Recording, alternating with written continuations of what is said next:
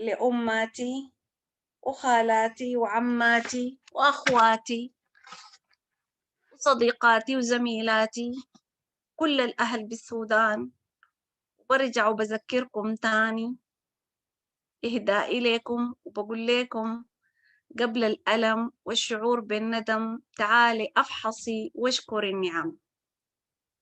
تعالي أفحصي، أبعد القلق والألم النفسي، اطمني، عيشي حياتك وانتعشي عشان تتخلصي من المرض، ما تنتظري ظهور العرض.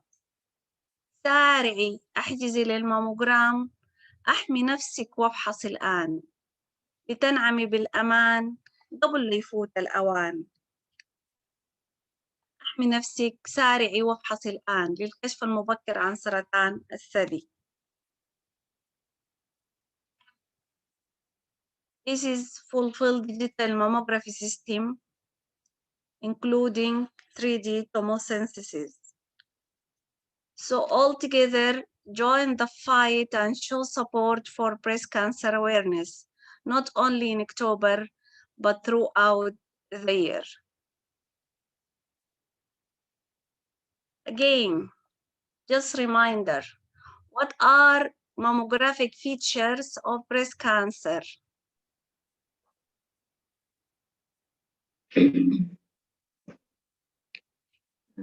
Either a definite mass or architectural distortion or asymmetry between the two breasts, or could be developing asymmetry, microcalcification or skin thickening or nipple retraction or lymphadenopathy.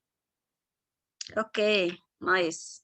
So it could be a mass, it could be asymmetry, it could be microcalcifications, architectural distortions, nipple changes, axillary enlargement, or skin changes. All these can be presenting features, mammographic features of breast cancer.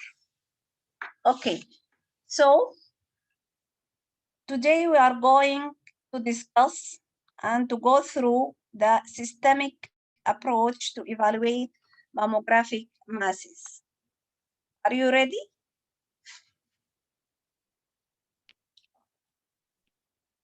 You will see this illustration throughout my lecture.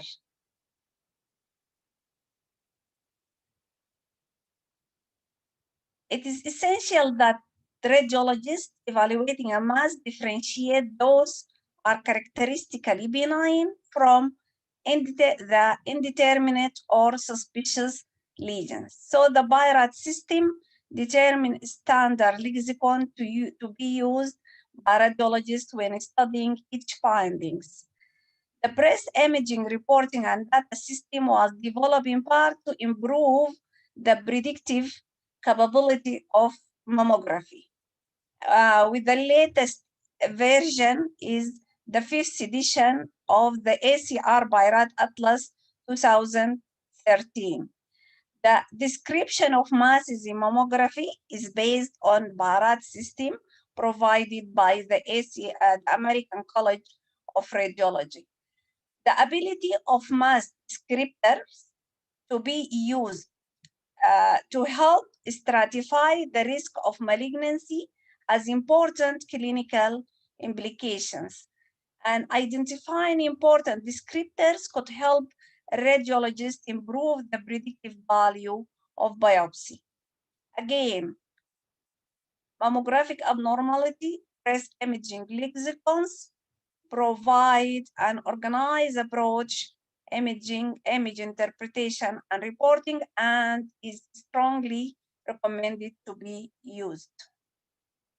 So what are the mammographic abnormality included in the breast imaging lexicons? Is a mass, asymmetries, calcifications, architectural distortions, intramammary lymph node, which is rarely important, skin lesions, rarely important, solitary duct, and then the associated features for these main abnormalities and the locations of the lesions. So today we are going to start with masses. Huh? Can you see any abnormality in this mammogram, or is a normal one?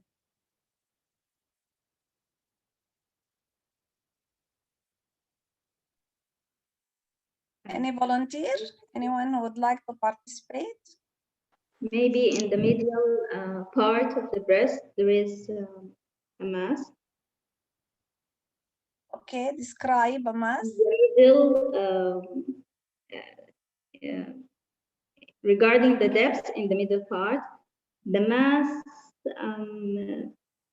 is irregular and is isodense to the breast tissue.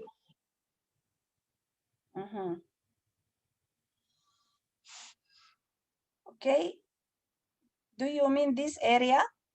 Yes. Okay.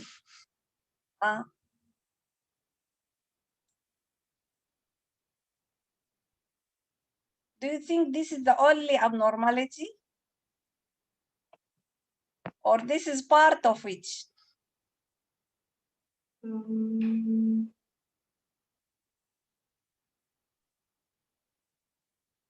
I would like you a little bit concentrate more. In the same area you are in the same area of concern. Yes. Yes. You got it? It is larger. Yes, it is. Huh?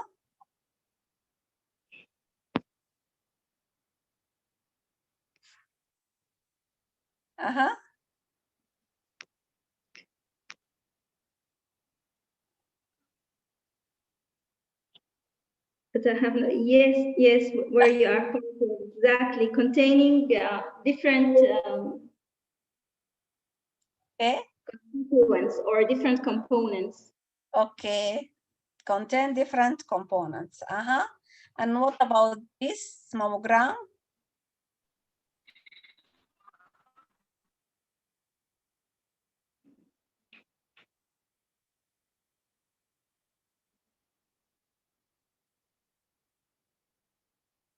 Any volunteer? No abnormality? Is it normal mammography?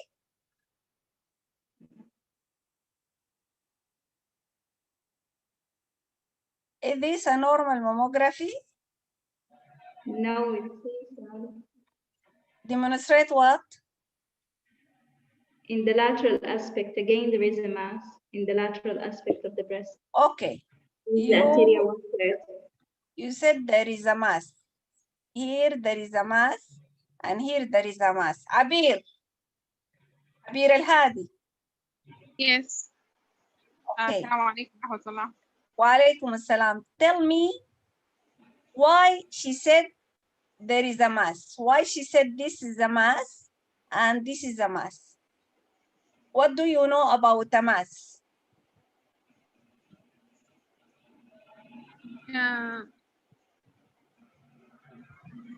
Mary said that this is a focal asymmetry. Focal asymmetry, the asymmetry different from the mass. See, that is why.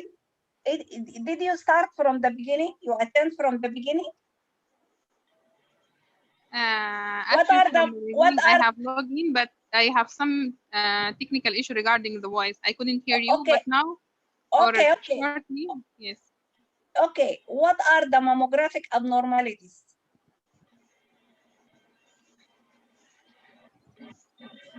Described by the ACR lexicon. What the ACR lexicon? Mammographic abnormalities. What do you expect to focal find? asymmetry, could be architectural distortion. Okay. Asymmetry, architectural distortion. Okay. What else? Skin thickening. Okay. We have major, and then we have minors.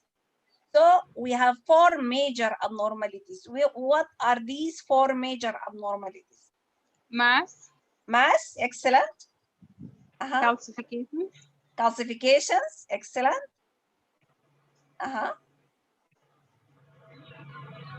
ductal dilatation. This is a minor. This is not a major. Okay. Okay.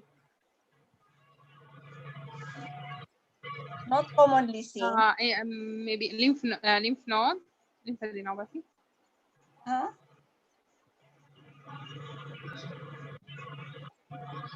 Okay. So can you see it here? Yeah. Mass asymmetries, calcifications, architectural distortion. These are the four majors. And then intramammary lymph node. Rarely important. Yes. Lesion, rarely important. Solitary duct, rarely present. Associated features. This is like skin thickening, trabecular thickening, and so on.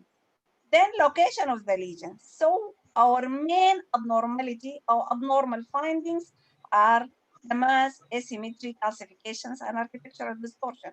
So when they ممكن made تسخني لي من اللبن ده شوية؟ تسخني لي من اللبن ده شوية.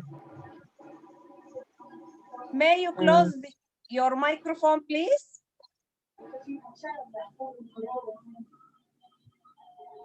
Would you close the microphone?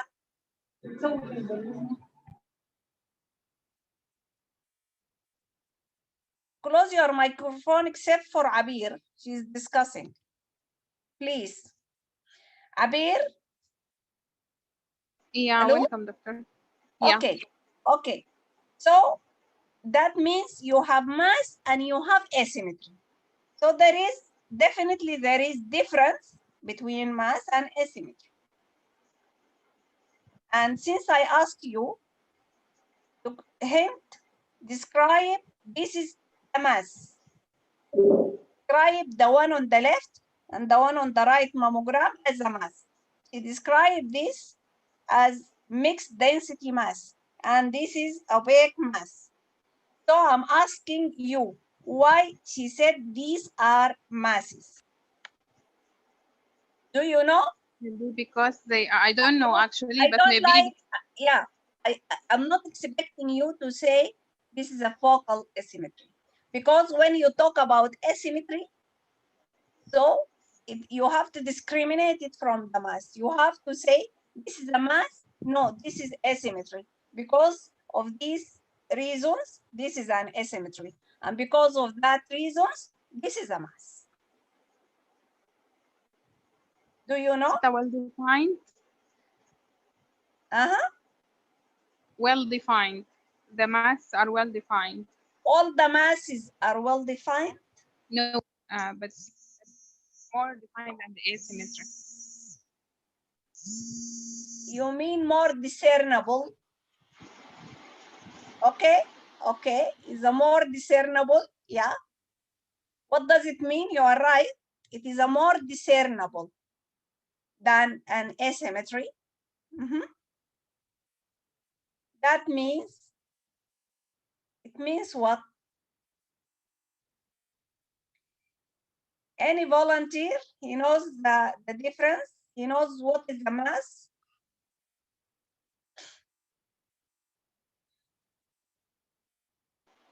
And regarding the density, they are more dense than the asymmetry. I think the mass They has are an more outline.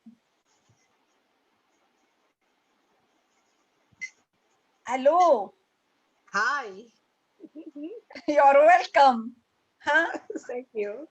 I think the mass has an outline more than the asymmetry.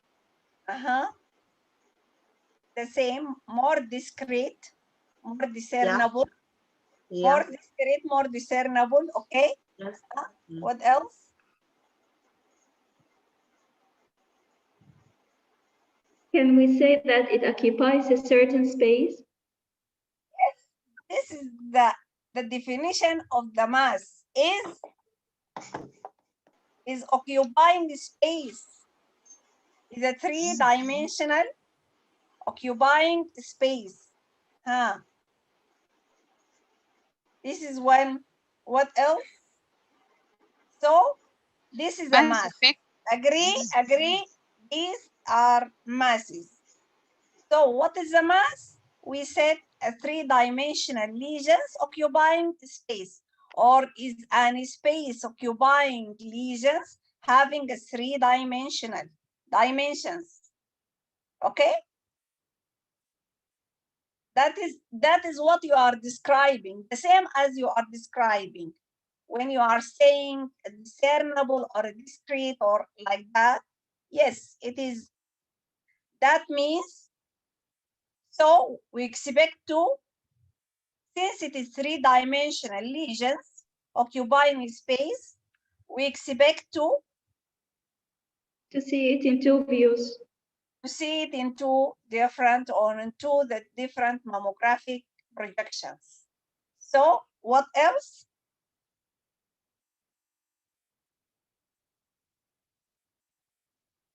Mass effect like compressing the adjacent tissues. Excellent, excellent. Yes, the mass effect is occupying space. Yes, characteristic by its shape and contour. You see, it has a shape and contour or margin, not necessarily to be well defined or circumscribed, but at the end it has a margins, it has a shape, it has a morphology. That means characterized by morphology. The mass has a morphology, unlike asymmetry. So it has a consistent shape, okay, on different projections. What does it mean? Not necessarily the same shape, but at the end, it persistently having a shape. When you look at it in CC or MLO, you will find the mass having a shape and have a convex outward borders. It has to have a convex out at least partially. Without convex border, you cannot say this is the mass. See? Unlike the asymmetry, it has no convex border. It is usually concave or something like that. It doesn't have a convex outward borders. And the other difference between the mass and asymmetry is that the mass at the center is radio opaque. It is denser at the center of the mass. Okay, while the asymmetry, at the center is less density. The density is less at the center, less radio opaque or less radio dense at the center. But the mass at the center is more radio opaque. And if a potential mass is seen only on a single projections, we should describe it as asymmetry until it's proven or it's confirmed to be a mass. Because sometimes an asymmetry, a mass appear as asymmetry, but because obscured by super added press tissue, when we do compressions or do other view, we might find the other criteria of that confirm the lesion to be, or the added density or the asymmetry to be a real mass. Okay? Is it clear? Clear for all of you? Yes. Yes. Okay, okay. So our talk today, it will be regarding the mass and the descriptors of the mass. Evaluation of the mass on mammography to discriminate benign versus malignant lesions. So the approach, the systemic approach to masses according to the BIRAT system is, do you know how we could characterize the mass according to the BIRAT? By its shape, by its margins, and by its density. Excellent, well done. Any more? You are right, 100%. These Any are the most associated important. features with it? What? Any associated features with it? Excellent, excellent, well done. What else? Okay, these are the most important. So if you have a mass, you have to describe also. When you describe, these are discriminating factors, but you have, for any mass, you have to tell about it is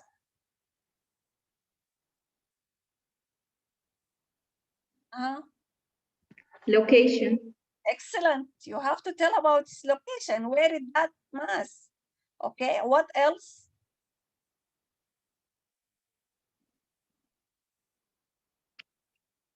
Size of the mass. Excellent, well done. The size of the mass. So these are the criteria or the descriptors of the mass according to the ACR. The most important is morphology, including shape and margin, the density, size, locations, and associated features. Okay? Any volunteer that can describe for me this mass? Now we agree, all we agree that this is a mass. Huh?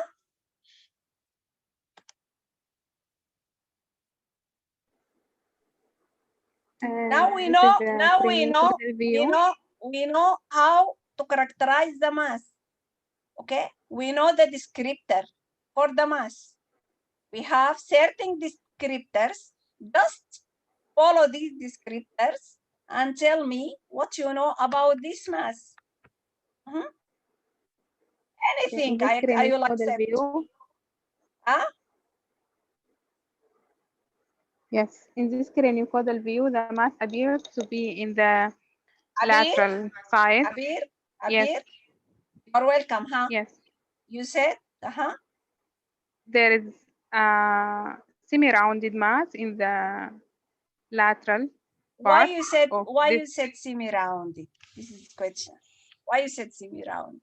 The outer margin of this mass is obscured by the a little bit obscured by the breast tissue. Yes, this is regarding the margins, but doesn't affect the shape. Okay. Okay. Rounded when you mass.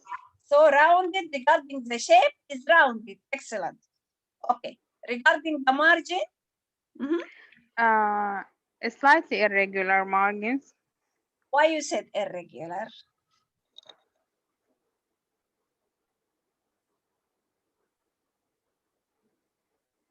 At the beginning, you start correctly. You describe I have part of the lesion obscured by, and then return back to irregular. Why? No. Okay, I have zoomed the image. It's regular margins. Part of it obscured by the underlying breast parenchyma. So you describe it as, you know the margin, regular margin. Rounded.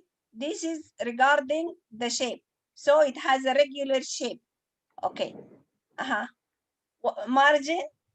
What about the margins? You said partially obscured. When we said partially obscured, there is one word before partially obscured. What about the rest of the margins? Here is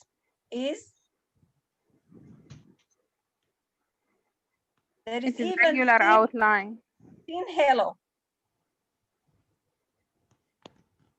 The outline, we are saying what? Describe it as what?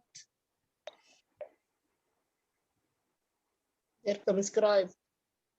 Circumscribe, excellent. Who described who mentioned the descriptor? Me, Medina. Welcome, Medina. Yes, circumscribe, partially obscured, rounded. Okay, mass. This is regarding morphology. What else? It is isodense to the breast parenchyma. Excellent, well done. It is isodense. The isodense is historical descriptor in the previous edition. The latest edition, the descriptor is changed to, do you know? No, I don't know. Same as ISO. ISO, that means, what is the meaning of ISO? If I told you, Same. what does it mean when you said ISO to parenchyma? Near same to the parenchyma. Okay, it means equal, yeah? Equal, yeah. So now equal density. The new descriptor is equal density. Excellent, well done. Type, what else? You have to mention the size also. Excellent, well done. How you mention the size? How you do you measure the size?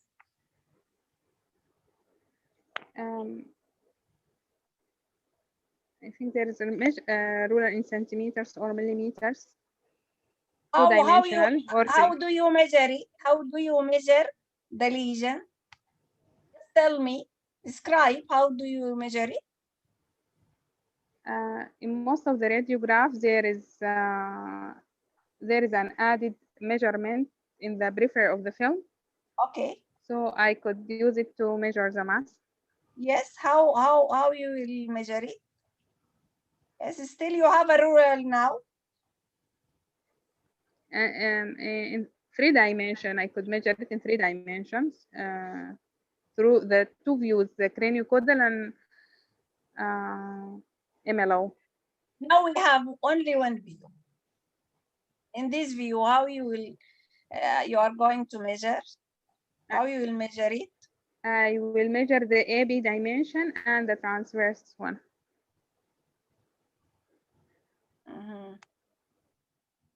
Okay, if it is obliquely oriented and it is oval, again, you will measure it like that? No, I will measure the diameter. You will measure what? The diameter. Which diameter?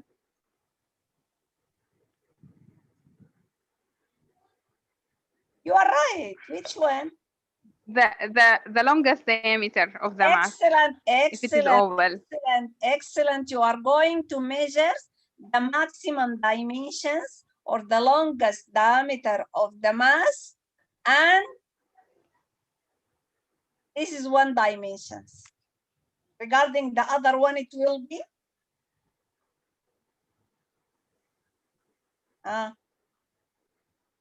okay, if you measure the longest or the maximum I will measure the other dimension on the orthogonal view for that.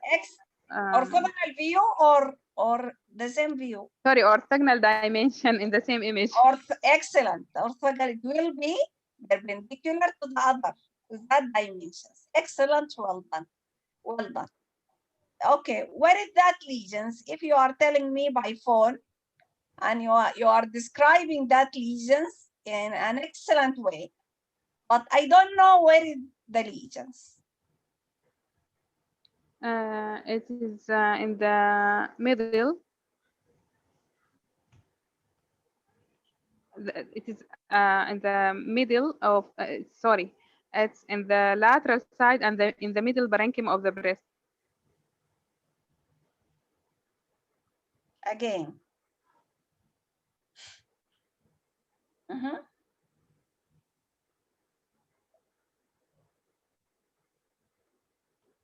Again. It's in the middle part of the breast parenchyma and more to the lateral. Okay, so it is in outer breast. Okay, I don't know if it is upper or lower, but it is outer because I have only a CC view, and it is more toward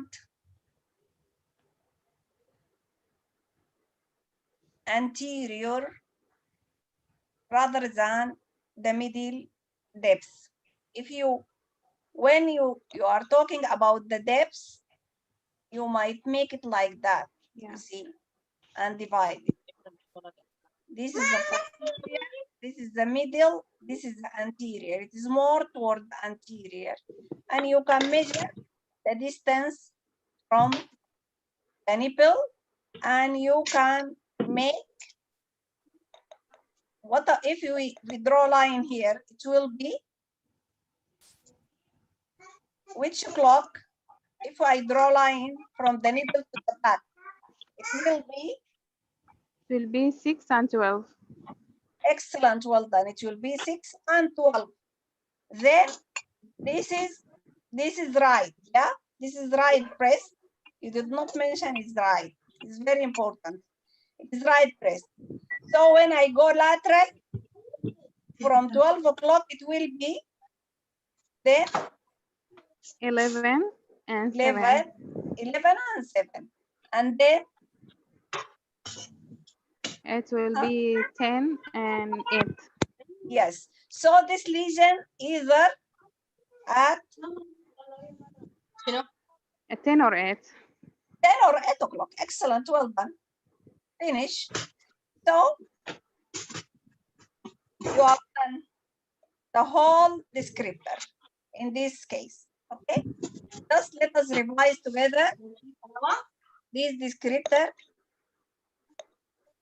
Someone his microphone is working, is open, and there is background noise. There is background noise, please. Would you close your microphone?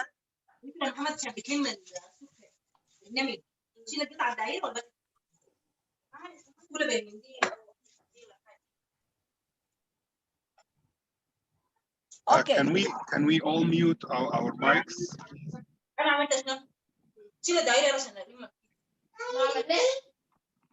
Everyone, can we mute our mics all, please?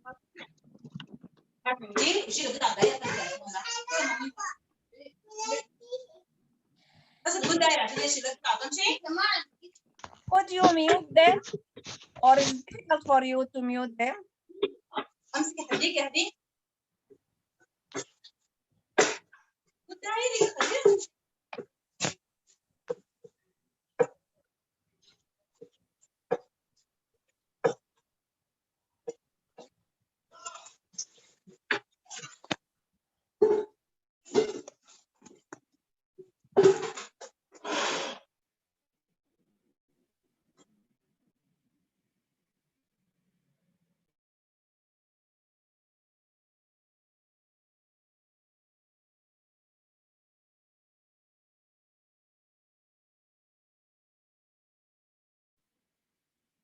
اوكي دكتور رباب can you please أيوة. ايوه اوكي ايوه اوكي كده تمام. اوكي. معلش يا دكتوره سوري تو أيوة. انتربت بس الكويستشن بتاع الميجرمنت كان وي بعد ما ننتهي نعمل ريكاب بس سريع لانه I didn't quote it clearly عشان الريكوردينج. Revise. Okay, we are going to we'll describe it again. Okay. Okay. Right. Let us continue according to the BIRAT system. Okay. The descriptors, as we mentioned, will be morphology, space and margin, density, size, location, associated features. So the highlighted is morphology. We are going to start by morphology as you describe. Okay. Again, what are the shapes of the mass?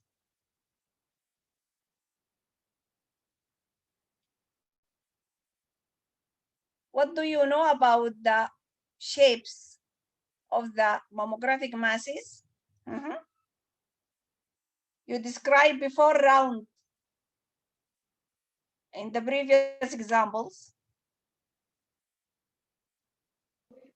Oval. Oval, okay, excellent. Rounded oval and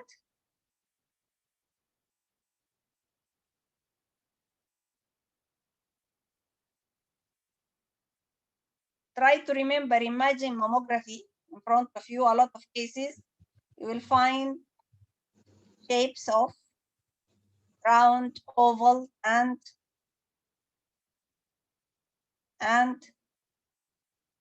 if it is neoplastic process, if it is malignancy, the shape you expect will be indistinct. Indistinct is a margins, is not a shape. We are talking about the shape.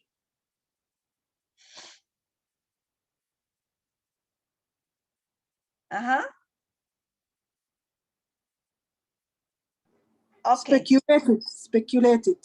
Speculated is margins also. So the shapes, it will be round, oval, or irregular. Okay, either regular, rounded, oval. If it is regular, it will be rounded or oval. If it is irregular, this is the other type of shape. The shape of a mass, either irregular shape or regular shape. If it is regular shape, it will be round or oval when it is regular. It's okay. No more lobulated shape. In the previous, there was a descriptor of a lobulated shape. Do you have this cross? No more descriptor lobulated shape. Okay. So what is the shape of this? oval shape. Oval. Excellent. What is oval? Oval shape is an elliptical or egg shape. Okay.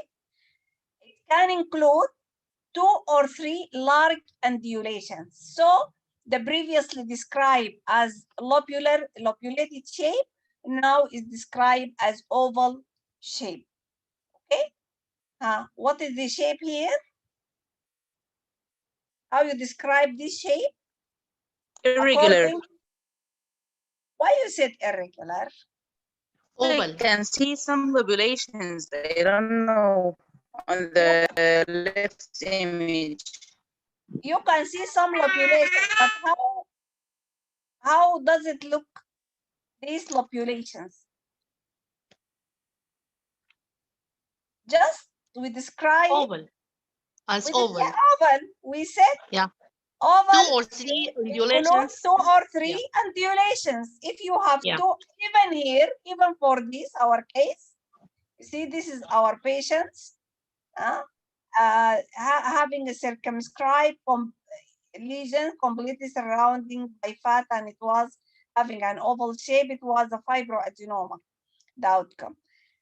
And these lesions is so circumscribed and oval, you see. And we describe here, there is one, this is not throughout symmetrical. There is some undulations here. But if there is 1, 2, 3 undulations, then we'll describe it as an oval.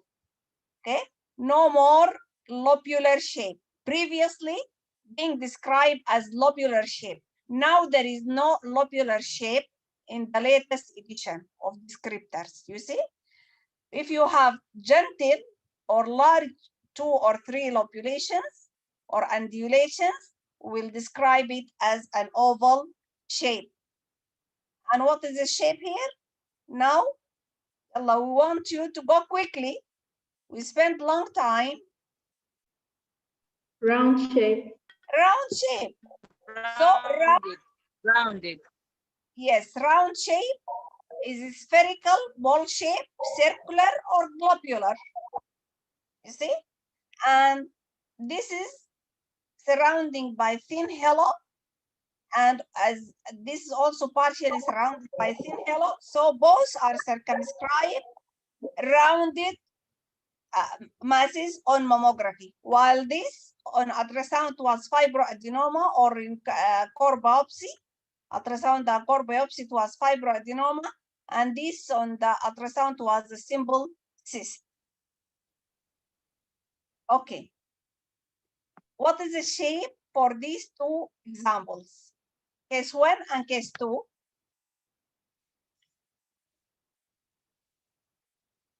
Huh?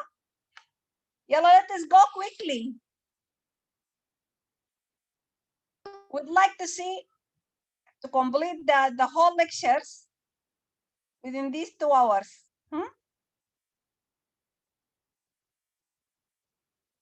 What is this shape? The shape of this? Here there are multiple masses, three masses. Is it an oval? Is it rounded? Rounded. But is it more than one mass, doctor? It is, these are interconnecting, forming a single mass. So, what is the shape of this mass? I think oval also. Even if you said this is different, this is part of which? See? This is part of the mass. So it's irregular.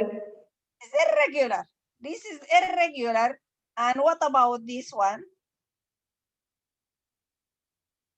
It is oval. Oval. Okay. What about the margins? Obscured. So you need Speculating. You need, what is next? What is next? You need to do what?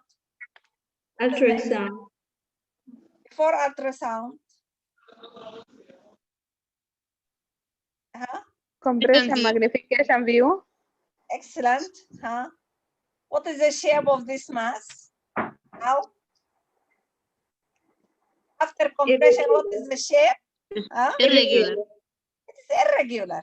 You see, sometimes we need to do magnification, compression, or with or without magnification to further characterize the morphology, shape or margin of a mass. So this is an irregular, neither round nor oval shape, and usually implies suspicious findings.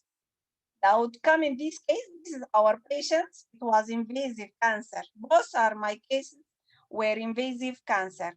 And the positive predictive value of this shape is 73. So it will be Bharat. 4. For what? 4C. Excellent. It is a 4C. So if you have a lesion having an irregular shape, not associated with any other, just you have an irregular shape, then you will describe it as 4C. It might tend to be benign or malignant, but it will be 4C. So this is a 4C. And the oval shape, the oval, and we forget to mention the pirates.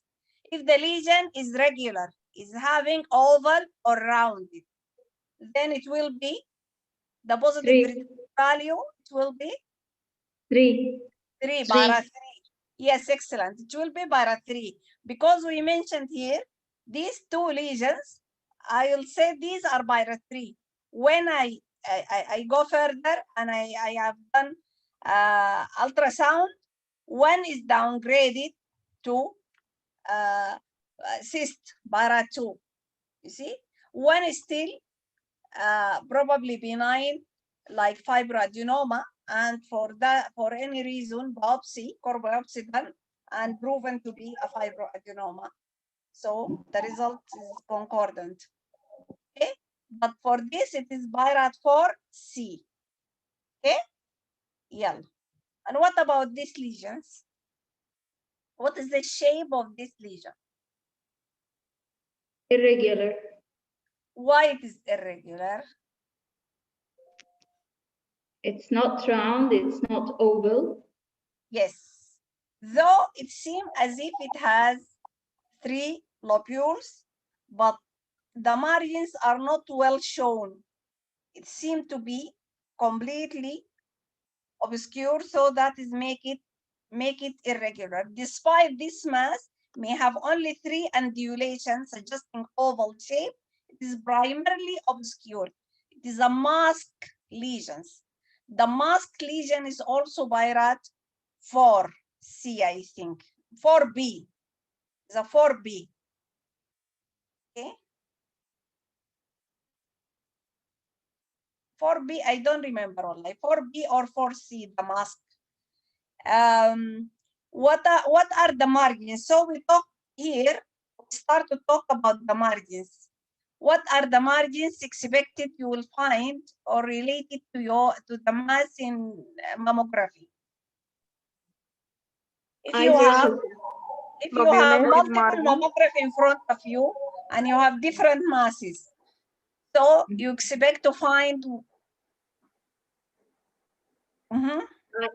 either circumscribed or obscured or circumscribed, obscured, indistinct, Partially obscure. indistinct, speculated, excellent, microlobulated. microlobulated, excellent, well done. So, what does it mean when we talk about the margins? Let us understand, basically, what does it mean, these descriptors, so we could not forget it easy. So what is the margins? When we talk about the margins,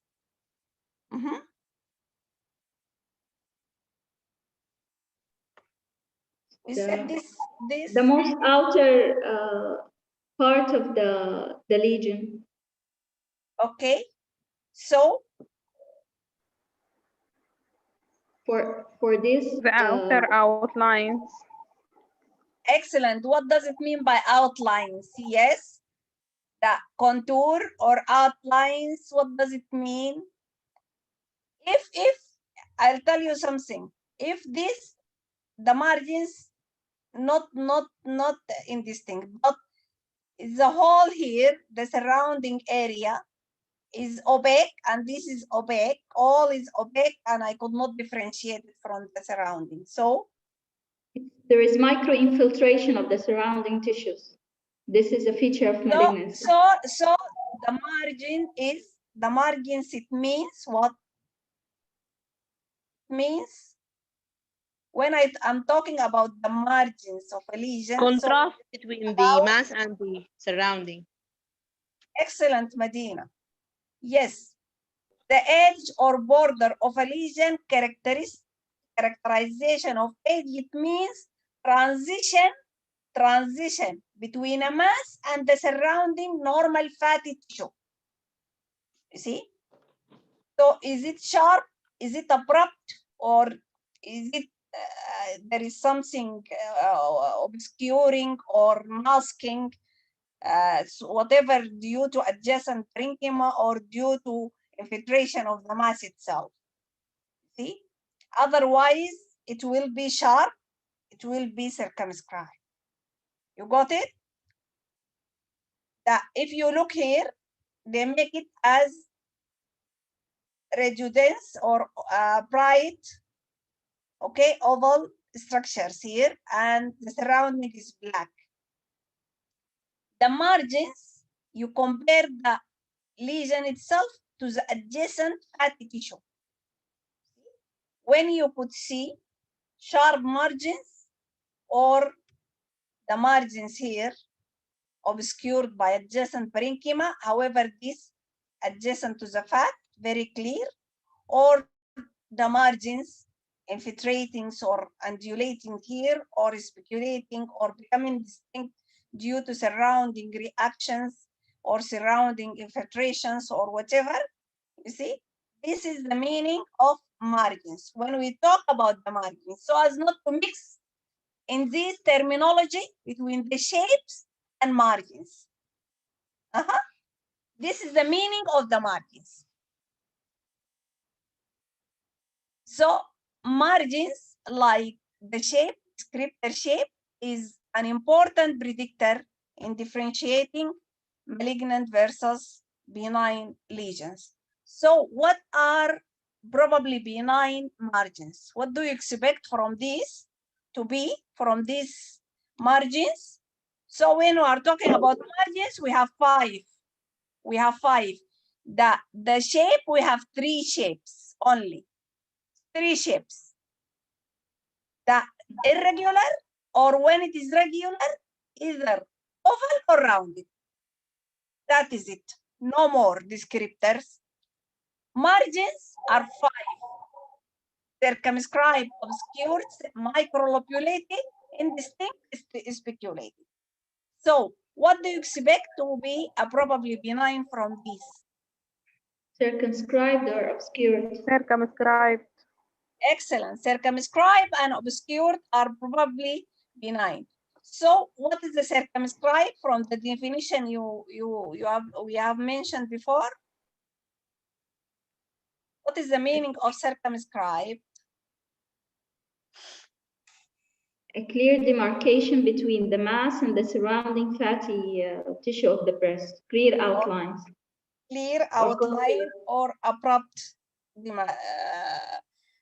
sharply demarcated or abrupt transition between the lesion and the surrounding fatty tissue. If not associated with calcification, okay, then the predictive value of benign is 98 to 99. So it is Bharat? 3. Bharat 3. It is a Bharat 3, less than 2%. So probability of malignancy, it is Bharat 3. And partially obscured. Is circumscribed, partially obscured. That means indeterminate, need further views.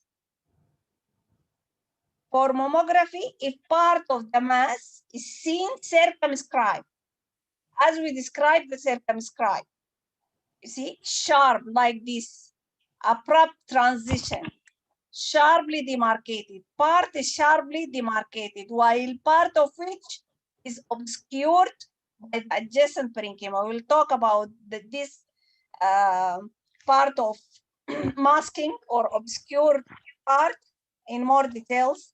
And for this probably benign, we have 1.4% of these circumscribed masses to be malignant. We have to put this in our mind.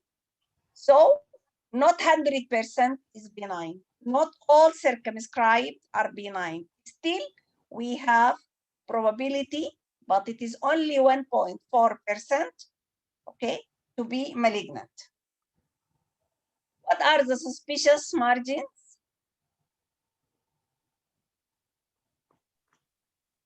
The indistinct. Indistinct? Yes, and the microlobular. Microlobulated, indistinct, and speculated.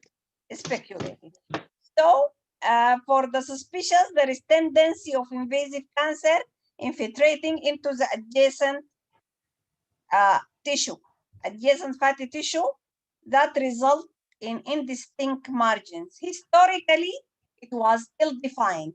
No more ill-defined. Descriptor. Don't describe as ill-defined lesion. Describe as indistinct lesions. You see? And microlobulated and speculated. Okay, we'll go through all of these one by one.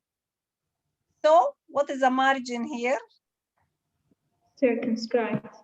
This is circumscribed margin, and as we describe it, is probably benign. It's Bharat 3.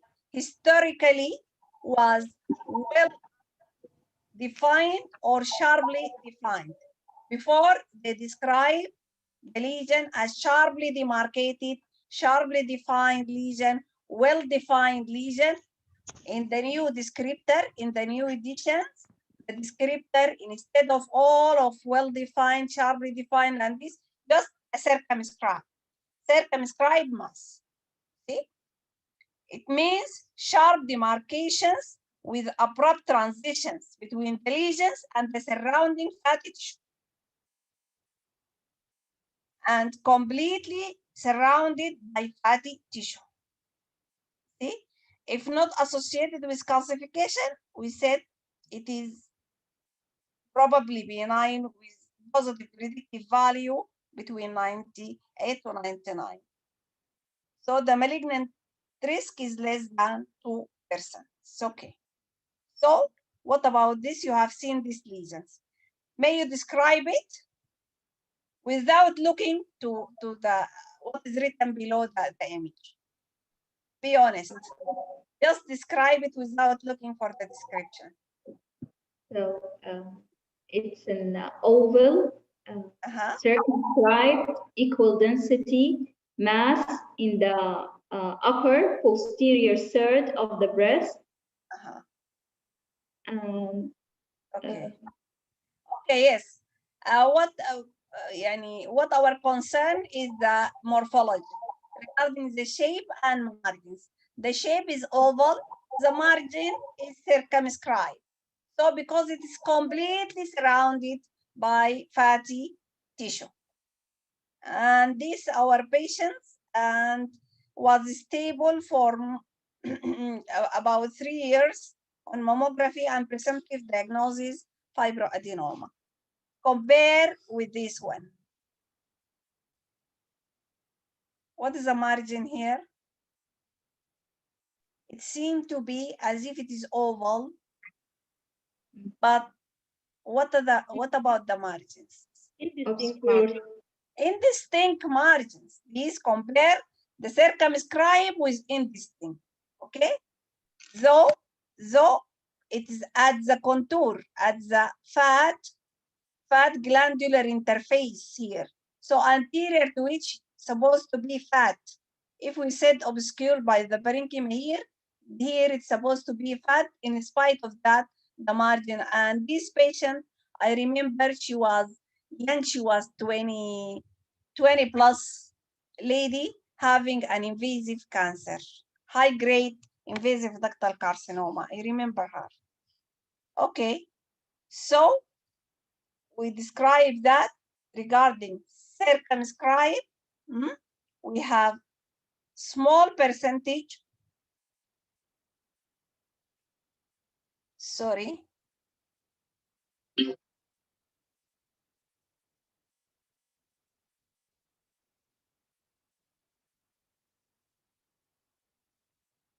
Okay. We have a small percent, okay, of this group to present malignant features or malignant mass. What are the differential diagnoses?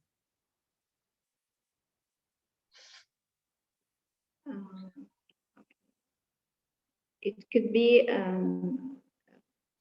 fibroid, fibroadenoma, sorry. It could be a fibroadenoma. It could be a cyst.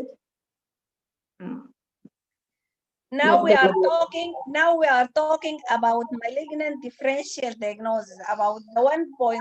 Malignant. Okay. Okay. The malignant. If I'll tell you this is a malignant mass, it is circumscribed but malignant mass, so it is within the 1.4%. What are the differential diagnoses included in 1.4%? Medullary carcinoma can have benign. Excellent. Medullary carcinoma.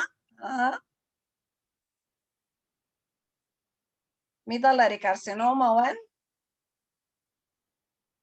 What else?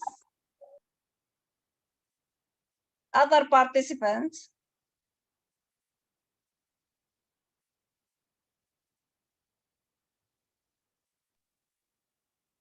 Malignant phylloides. Phylloides tumor, it's okay. Malignant and benign. Phylloides or malignant phylloides, yes. Excellent. What else?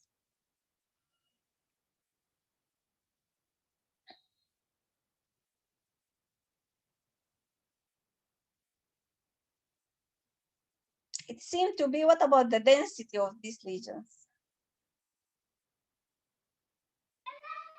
Mucinous tumor.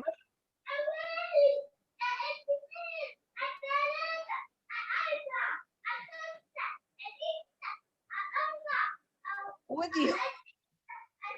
Mucinous tumor. Mucinous, excellent.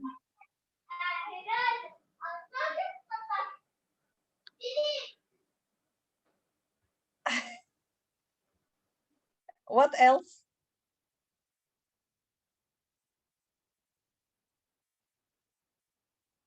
Huh? What else?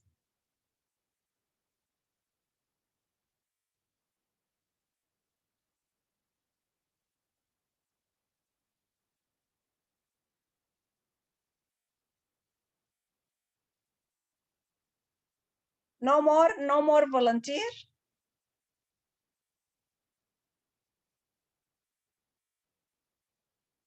Abir?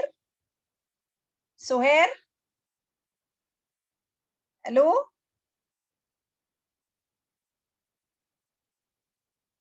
Hind? Medina? Hello. Yes, you are there? Yeah. Huh? Another differential diagnosis she described? Medullary? She described phylloides? What do you know about Could the be other myth. malignancies, breast malignancies? Myth. What are the other breast malignancies? Myths. Metastasis is excellent. Metastasis usually presented as a circumscribed masses. You see? What else?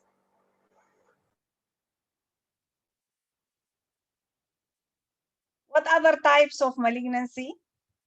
Do you know, regardless of these presentations of these circumscribed, what are the types of breast cancers or breast malignancies? Ductal carcinoma in situ and invasive ductal carcinoma. Lobular carcinoma. Invasive ductal carcinoma, lobular carcinoma. Could it be invasive ductal carcinoma?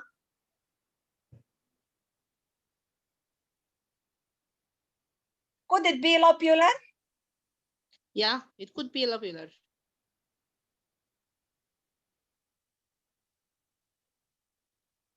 But usually the lobular, okay, what else?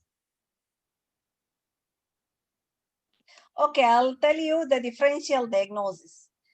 Pure mucinous carcinoma, medullary carcinoma, papillary carcinoma, phylloides tumor, intramammary metastasis, okay, and high-grade invasive ductal carcinoma. Why? What do you think? Why the high-grade type? So when it is high-grade, the growth, it will be rapid, concentric, no time, you see? For It is a mass oval or, yeah, no time for infiltrations. So it can present as a circumscribed mass, the high-grade invasive ductal carcinoma. Okay, so still we are talking about the margins. What is the difference between circumscribed and obscured?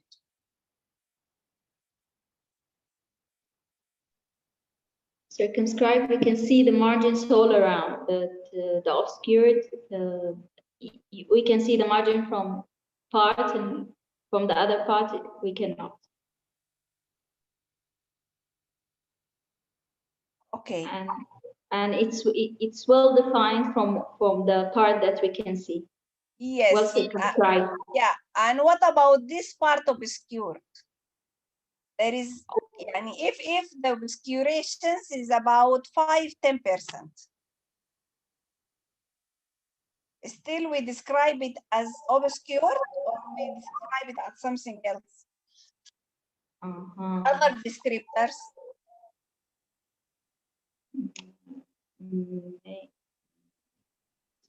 Maybe it will be completely partially obscured. Is it necessarily to have certain percentage of the margins to be obscured by the adjacent parenchyma to use the descriptor obscured, or it is open? Yes, I think if it is more than 20 to 30% of the mass is obscured, I'm going to say it is obscured. If not, if less, I'm going to describe it as circumscribed. Excellent, excellent, Medina. Excellent. So the margin is sharply demarcated with abrupt transitions between the lesions and the surrounding fatty tissue. It is circumscribed. Okay. If this circumscribed margins, you see, at least 75% of the margin to be well defined, sharply demarcated, to say this is circumscribed. At least 75 or more. If more than 25 of the lesion obscured by the adjacent parenchyma, then we will qualify it as obscured descriptors. You got it? When I'm talking about this part obscured by the parenchyma, it has to be more than 25% of the margin to describe it or to qualify it as obscured margins. You got? We'll have examples. And this obscured margin is a unique descriptor of mammography, unique mammographic descriptors. You cannot use it for ultrasound nor for MRI. It's only for mammography, 2D mammography. Okay, what about this lesion? Is it a circumscribed or it is obscured?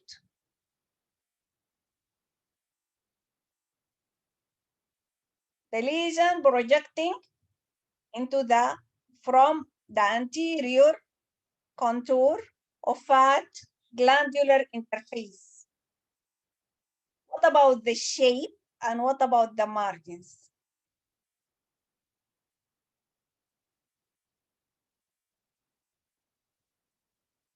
Where are you?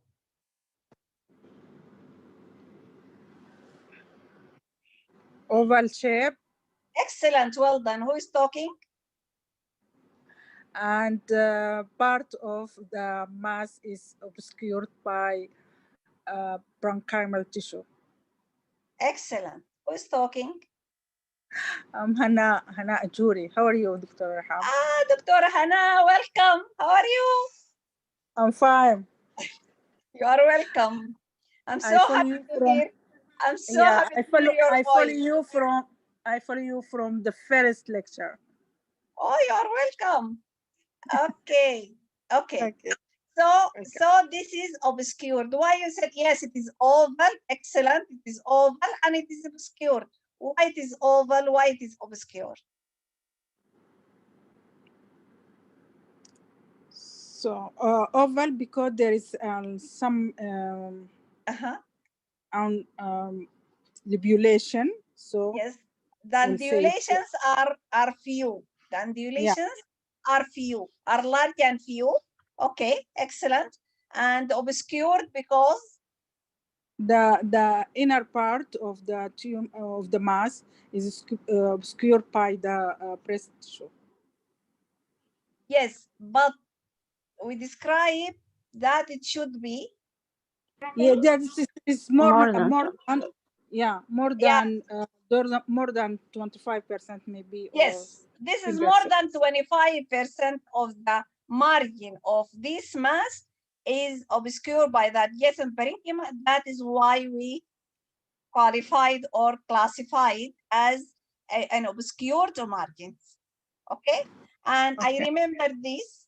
It was soft tissue on ultrasound, and it's presumed diagnosis fibroadenoma.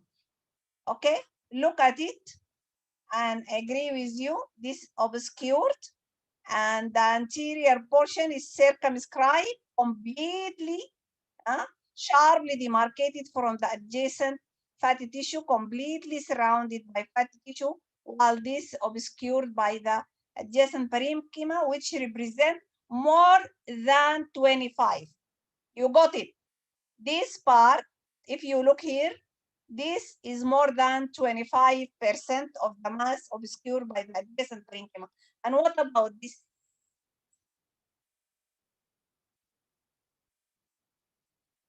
Huh?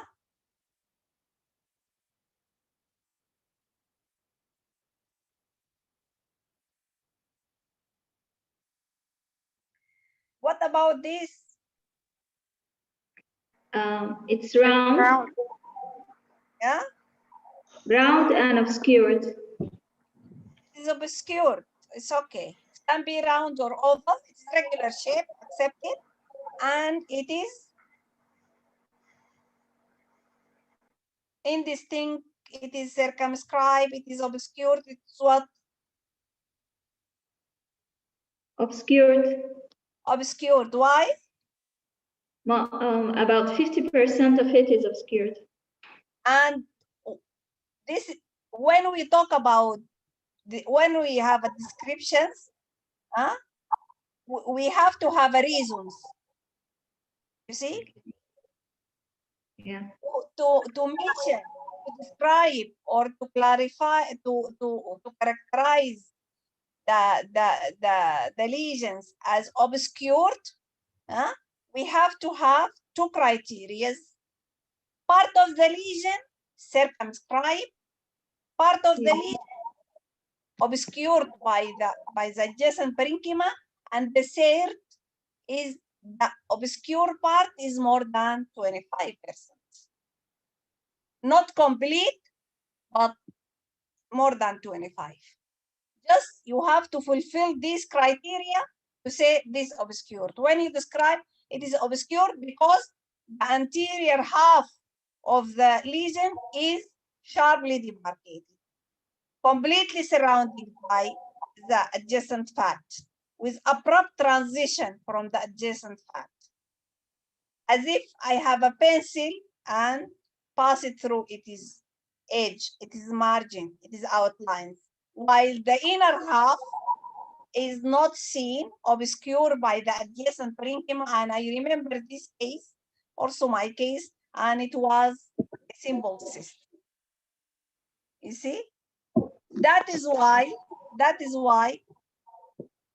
is BIRAT After ultrasound, it's BIRAT 2, but before no, it's 3. It is, that is why it is BIRAT 3, because we can downgrade it or upgrade it by ultrasound. See?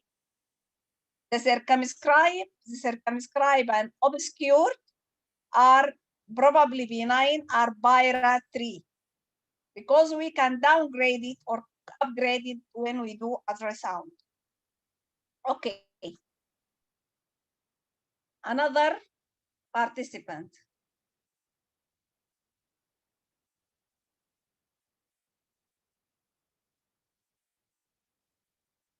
Where is Magdalene today? I'm here, boss. So here. There is a posterior located oval-shaped obscure lesion. Equal density. Okay. Yeah. Welcome. Okay. There is posterior located oval-shaped equal density obscure lesion. Obscured. You said obscured. Partial. Yeah, partial obscured. Taib. What is next? No. What is next? Ultrasound. What is next? To do ultrasound. Before ultrasound. Before ultrasound, this lesion is not clear by this image, so I should do a magnification view. Compression magnification. Yeah, spot view. Yes, spot. Also, she's my case. Oh my God. Now? Speculated lesion. Speculated lesion. Speculated lesion. Yes, so this is speculated and indistinct. You see, now the Yeah. margins, not obscured margins. This is not an obscured. Yes. There is no circumscribed part. We said when we said this is just again and again and again. When you talk about obscured, you have to have part of the lesion circumscribed. Otherwise, don't say this obscure, okay? You have to have part of the lesion circumscribed. And the other lesions, the other part, I mean, of the lesions is obscured by the adjacent parenchyma and should be more than 25% of the margins. So here, I can say from the beginning, yeah, it seemed to be an oval. It seemed to be an oval opacity, but the margin, I'm not sure about it. I need to do compression spot view to see the margins.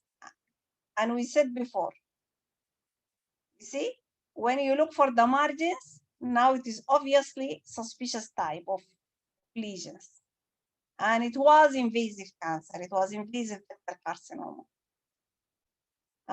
So indistinct and speculated. Some speculation is there, but the major is indistinct. You might find combinations of these type of infiltrations of the margins. And what about this?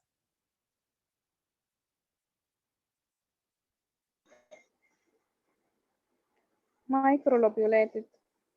Excellent, well done. This is a microlobulated, and this one?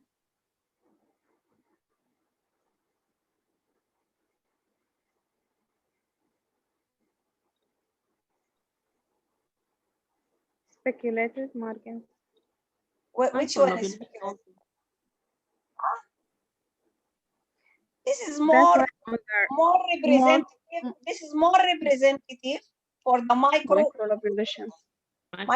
So if you look, it is hollowly throughout, surrounded by fat, clear fat, but the margins are microlobulated. So when I have seen microlobulations, it means the margins are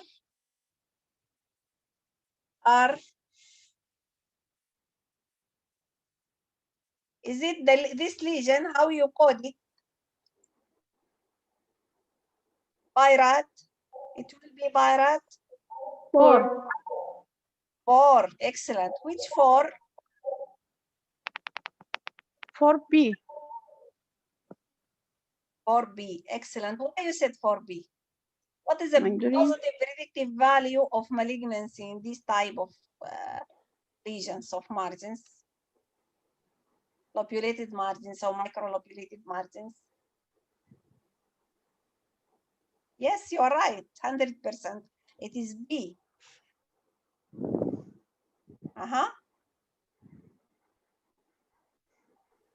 Anyone knows? I'm not understand your questions.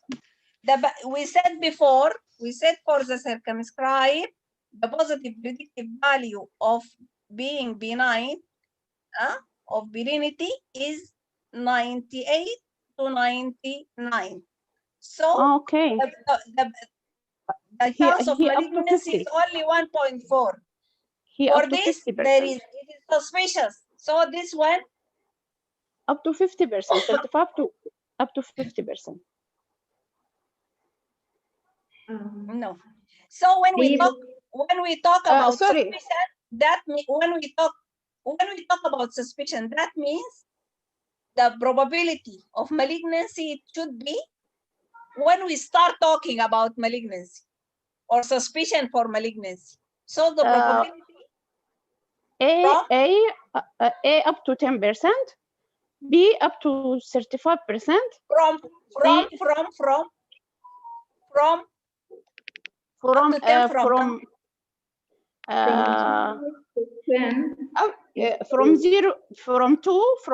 up to 10. Yes. So 2 and more up to 10 is yes, is 4A. Yes. And from 10 to 35, 4B. 35?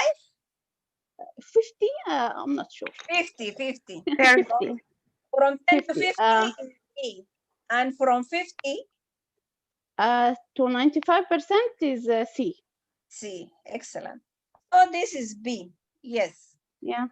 Microlobulations, margin characterized by short cycle undulations.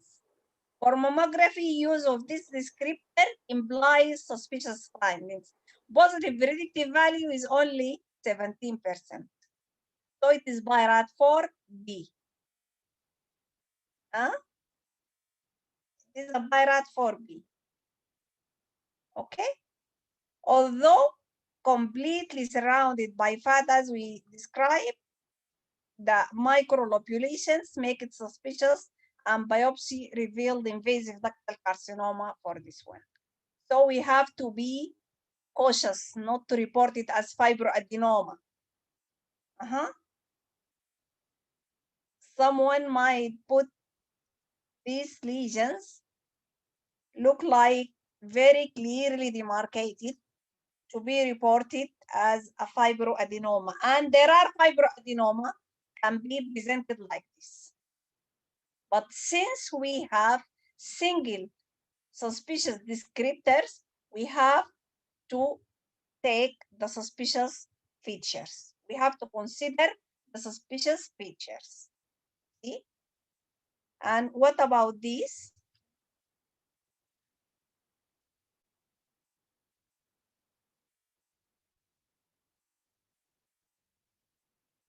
Huh? What is the margins here in these examples?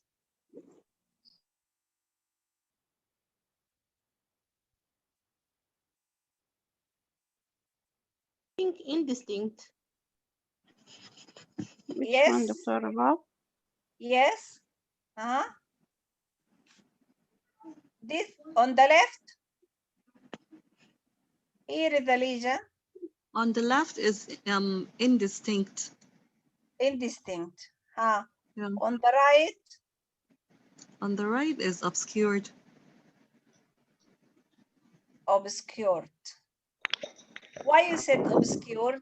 Who's talking? Circumscribed.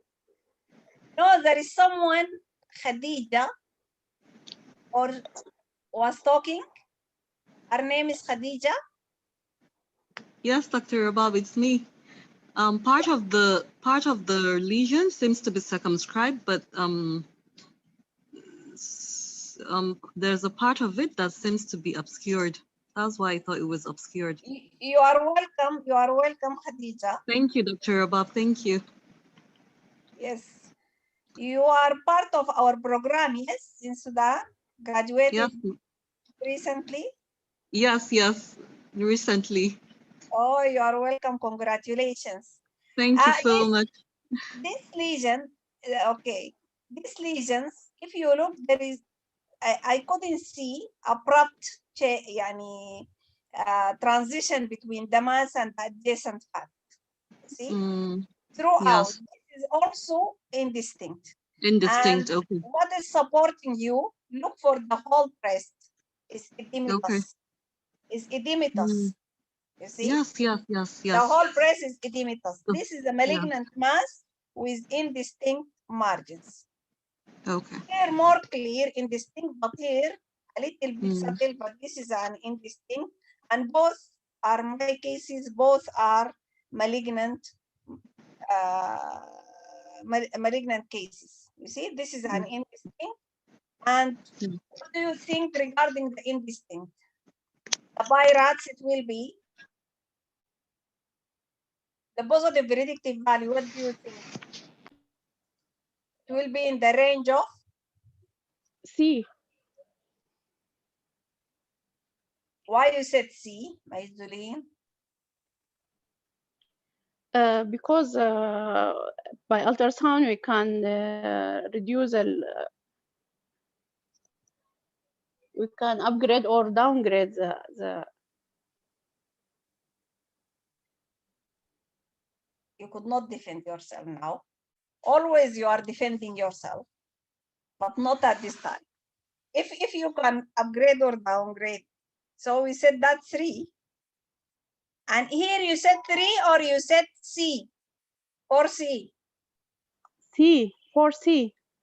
Yes. If you can upgrade all of the lesions, you can upgrade or downgrade. Yeah. Yeah. But why the C? What is the positive predictive value? Do you know it? Or the indistinct? Okay. Khadija, do you know the positive predictive value or the indistinct margins? I'm not really sure, Dr. Bob. This is the first time I'm joining your course. Like, this is the first time. You are welcome. You are welcome. I haven't really been following. I just started today, so I'm just getting to like adjust to everything. Okay, yeah. I hope you will enjoy. I will, inshallah. Thank you. Okay, well. Okay, so any volunteer? Hint. What is the positive predictive value for the indistinct margin? Do you know? 70 or 73. Oh, too much. You see, your inflammatory cyst can give you indistinct margins. Inflammation surrounding a cyst or abscess can give you indistinct margins.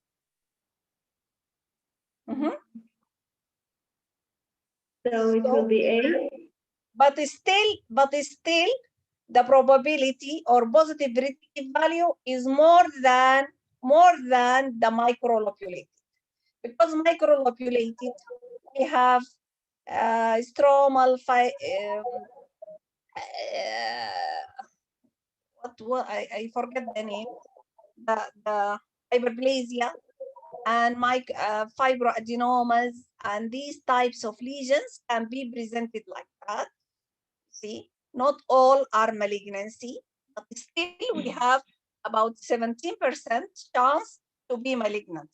But what are the chance of indistinct margin to be malignant is more than the microlobulated, but still within the range of BIRAT 4B. I think 19.5. What? 19.5. No. You see, indistinct is positive predictive value is 44%. So still it is BIRAT 4B. Okay? Still it is a BIRAT 4B. Historically, they call it ill-defined, like circumscribed before it was well-defined lesions, and indistinct is ill-defined. But now no more ill-defined, we just say indistinct lesions. And it usually implies suspicious findings. It means no clear demarcations of the entire or part of the margins. See, sometimes you might see only part of which is indistinct, and you have to label it as indistinct. Since tumors might start to infiltrate from one part while the rest is still entirely intact, the lesions. You know that. So any part of the lesions is microlobulated or indistinct, it will be suspicious for malignancy, not necessarily to have the whole margins indistinct or the whole margins microlobulated or speculated to say this is a suspicious lesions. What about these lesions? It's also my case.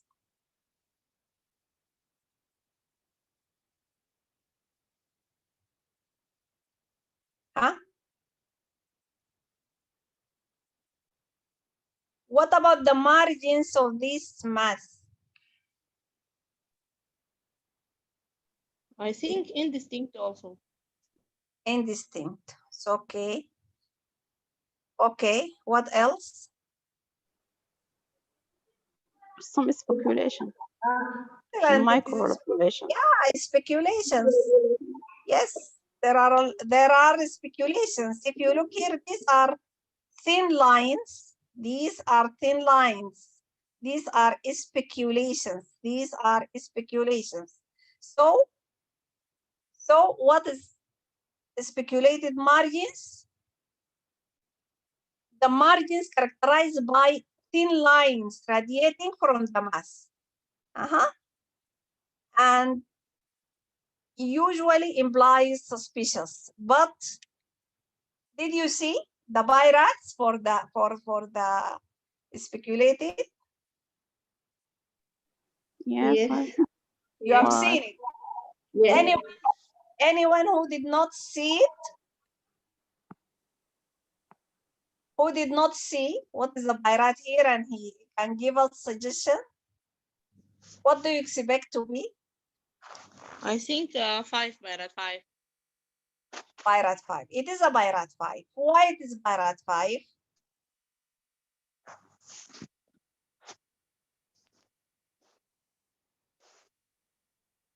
Why? Because if it is rated, it is highly suspicious and it need a biopsy.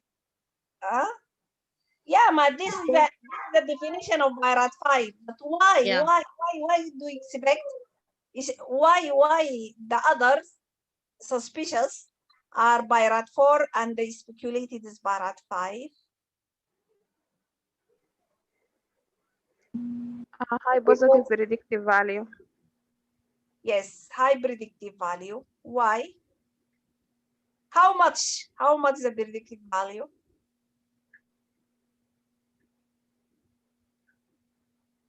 Probability of malignancy more than 95%. Yeah, definitely will tell. It is more than 95. It is 96. But why? Why it is 96? Because we have minimal, we have few lesions, few benign lesions presented as speculated margins. Very few. The majority of lesions presented as speculated mass are malignant. Only few presented with speculations representing a benign process like what? Examples? Can you give us examples of speculated lesions? And usually, when you see it as speculated, it will not be an speculated mass. Even the small percentage, mostly it presented speculation as distortion rather than a mass. Scar tissue. The light. Yes, scar. Scar, post-surgical scar, post-trauma scar, and what else? Radial complex sclerosing lesions, stromal fibrosis. Few lesions, you see, some few mastopathies, hepatic mastopathies or so, very few lesions can give us this type of speculations. And if you look for the center of the lesion, you will not find the criteria of the mass. You will not see the center is dense. It will be relatively lucent and there is a speculation representing distortions. Okay, what about the margins of this? Shall I go more quickly or this is okay with you? Ill-defined. Huh? Ill-defined. Who is talking? I am Heidi. Dr. Heidi. How are you? You're welcome. Thank you so much, Dr. Rabah. Welcome. Yeah, we are too late, yani. No problem. You are welcome. You will catch. Still we are in the beginning of the course. Inshallah, inshallah. You can revise. You see, Inshallah. it will be. You will find it. Inshallah. Huh? What about this? Which type? Is it circumscribed? Is it obscured? Is it indistinct? Is it microlobulated? Is it speculated? Which one?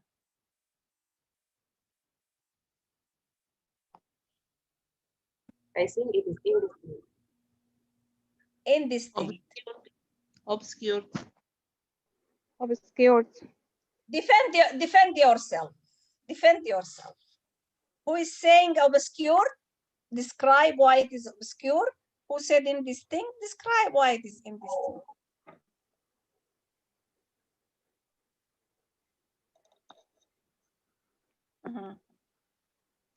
Obscured because part of the lesion is circumscribed, and more than 25% of the lesion is obscured by the underlying breast parenchyma.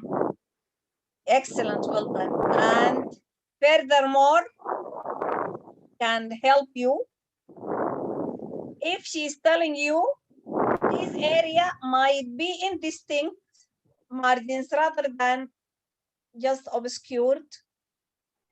How you can defend yourself? How you can telling her, no, it is obscure rather than indistinct? Why? I'm going to do a compression view. No, without compression. In this image, you can tell, I agree with you, it is obscured. But how there you is can... architectural distortion? No, you are telling part of the lesions is obscured, and the rest, the area which is not obscured, is circumscribed, and the obscured area is more than 25%. Is it the obscured area continuous? No, it's not continuous. Okay, it's where? obscured in What part? 2 parts. Where? The most anterior part of the lesion is obscured, and the most anterior and the most posterior part of the lesion is also obscured. Posterolateral, anteromedial. Anteromedial, posterolateral. Yeah. And at this area, you can see what? There is adjacent parenchyma. There is adjacent parenchyma is present at these locations. While the anterior, it is being projected, the lesion is projected from the contour of fat glandular interface. And where there is complete fat, it is sharply demarcated. And even here, adjacent to the fat, it is demarcated. While where there is parenchyma, the lesion is obscured. This is how you can defend yourself. Okay? So these lesions, that was ultrasound, and how you can, here on mammography, it will be BIRAT. Abir Medina, you have taken this, on based on mammography, BIRAT 3. BIRAT 3. Okay, yes. On the ultrasound downgrade or upgrade or what, or the same? It will be upgrade. 3. Abir, excellent, well done. Why you upgrade it? Because it is a complex cystic mass. Excellent, congratulations, well done. Because ultrasound demonstrates a complex cystic solid component of a lesions. So it will be BIRAT for biopsy. And biopsy revealed intracystic papilloma.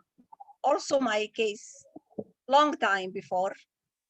We reported as BIRAT 4 for biopsy, and it was intracystic papilloma. Fortunately for the patient, was benign. Okay, so what about the margins, examples of this? I'm asking you, shall we proceed like this or just to inherit? Like Make this. it a little bit quickly.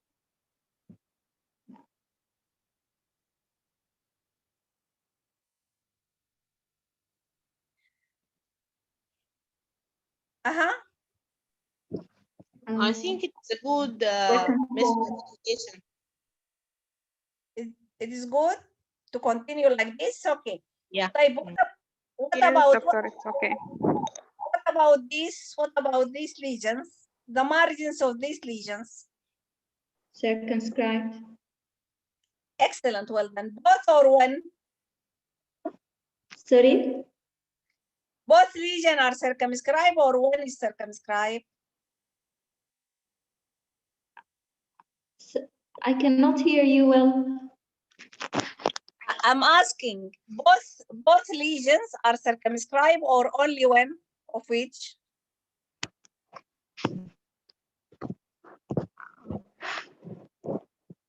Both lesions. Excellent, well done. Why? I can see a clear abrupt between the lesion and the surrounding fatty breast, clear outline, abrupt outline. All over. All over? And what about this? What about this? Yeah, but it is less than, sorry, it is less than 25%. Excellent, well done. Excellent, well done. Yes, you cannot say, yes, you cannot say completely. Even here, you might see few areas obscured, but it doesn't represent 25%. So both are, I don't know, I stuck. Both are circumscribed. And what about this? What about this? Yes, this marginal calcification, is it rim? But it's not all around. Or it can be rim of, if I'll tell you this is a cyst. This. Milk of calcium. It's milk of calcium. Excellent, excellent. Milk of calcium. This is a milk. This is a fibroadenoma. The one here, small one, is a fibroadenoma, while this is ACR cases. You see, it is not my cases. This, they said this is a fibroadenoma, and this milk of calcium in a cyst confirmed on ultrasound. Okay, let us see these cases. Two from ACR and two from my experience. So tell me the borders. I'm going slow, so I would like by the end of the lecture, all of us to understand what are the descriptors of a mass. But still we have a lot of examples. So try to be a little bit quickly. Anybody knows? Just open his, unmute his mic and tell me what is going on. I put number for the cases, 1, 2, 3, not necessarily to start by 1. You can start by 3 or by 4.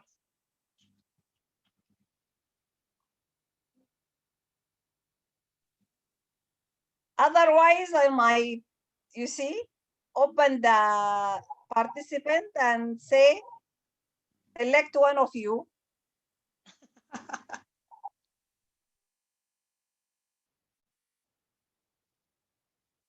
I think 1 is circumscribed, 2 is indistinct.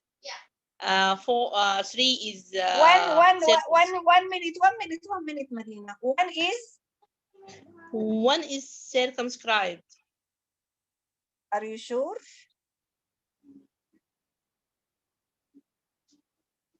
Okay, 2. Indistinct margin. Excellent. 2 is indistinct. Excellent. Yeah. I agree with you. 2 indistinct. 3. 3 is circumscribed. Excellent. 3 is circumscribed. Okay. 4 is obscured. Do you think 1 and 3 is the same? Do you think that?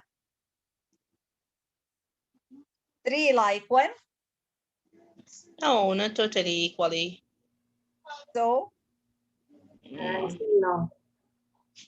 3 well defined, but 1 not related.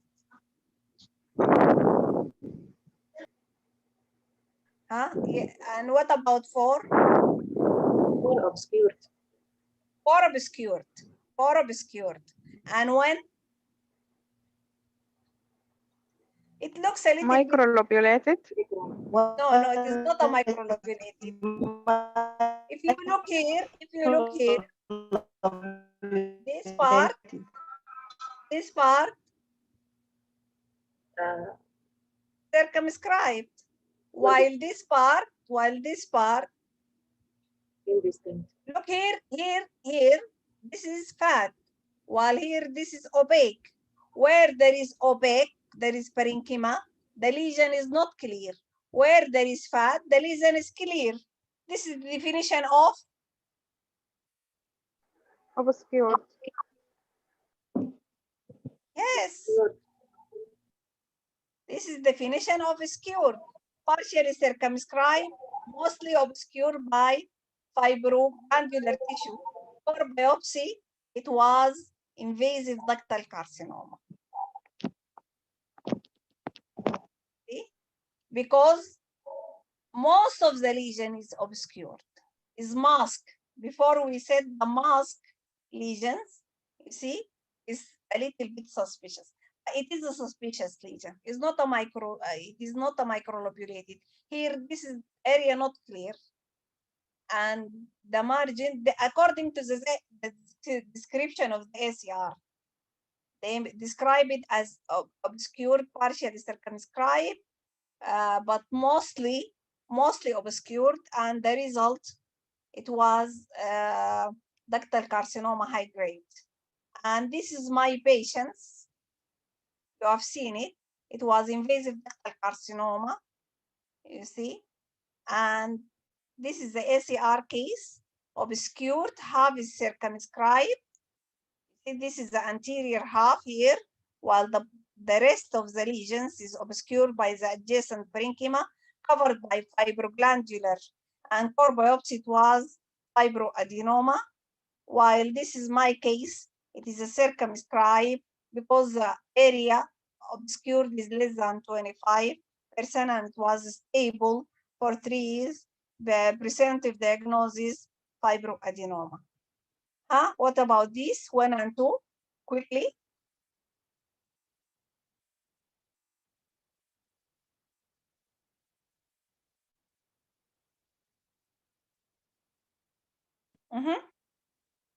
One is indistinct.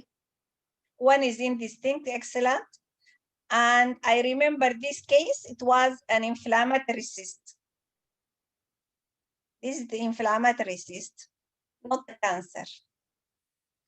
Look how the inflammation surrounding the cyst and make it completely indistinct. Okay. And what about the 2? Obscured. Obscured. Excellent. Because part is circumscribed and part is. So, in conclusion, regarding morphology, we have 3 shapes, either regular, including round, oval, or irregular. No more lobulated. No more lobulated descriptor regarding the shape. Regarding the margins, circumscribed or partially circumscribed, obscured. Probably benign. Then microlobulated, ill-defined or speculated. And a mass for which any portion of the margin is indistinct or microlobulated or speculated should be classified on the basis of the latter, the most suspicious component. Even part of the margin, not necessarily to see the whole margin indistinct or speculated or microlobulated. If there are part of which with these suspicious margins, we have to label it as suspicious mass. Okay? So we finish the morphology now, and I hope all it is clear for all of you. Okay, let us go for the density. What is the density? What is the mass density?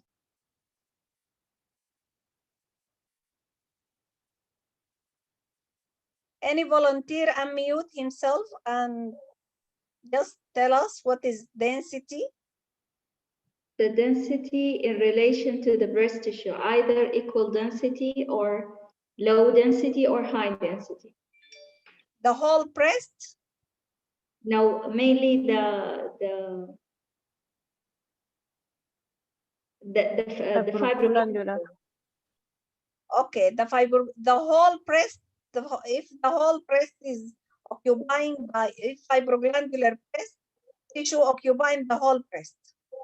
So you will relate it to the whole breast, or you will relate it to an equal volume of the mass.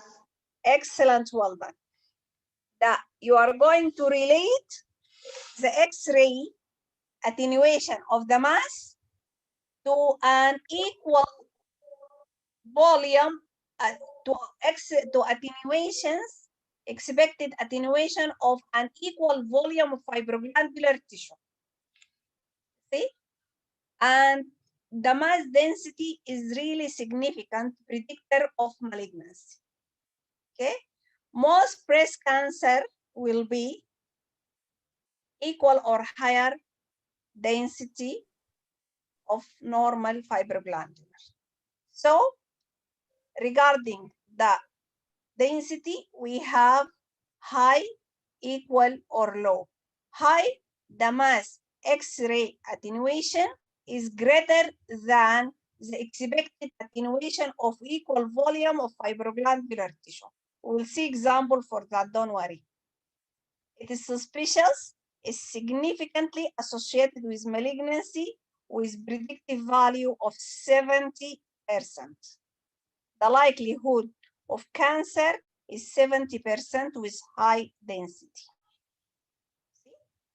While equal density before historically described as isodense mass, isodensity. Now, no more isodense, we are saying equal density, and here the mass density is the same as expected attenuation of an equal volume of fibroglandular tissue. And the likelihood of breast cancer in this type of mass density is 22%. While the low density, the mass X-ray attenuation is lower than the X-ray attenuation of equal volume of fibroglandular tissue, however, not fat. We are not talking about lucent. We are talking about radio-opaque mass. Here we are talking about a radio-opaque mass. Radio-opaque with low density and radio-opaque with high density, and in between is equal density. And the low density, the risk of cancer is very, very low. Okay, but not completely eliminated. It is there, but it is low, extremely low. Okay, these are examples here. This is a high density. This is a high density lesions, and this is equal density mass, and this is a low density mass. You got it? Okay. I have 3 examples of invasive ductal carcinoma. When high density, equal density, and low density. If you compare these lesions with the adjacent, okay, fibroglandular tissue, you will see it even lower than it, but it was invasive ductal carcinoma, and this is rare. So, again, to remind ourselves, the density of a mass is an X-ray attenuation of the mass related to the expected attenuation of an equal volume of fibroglandular tissue. Okay. What about the density here?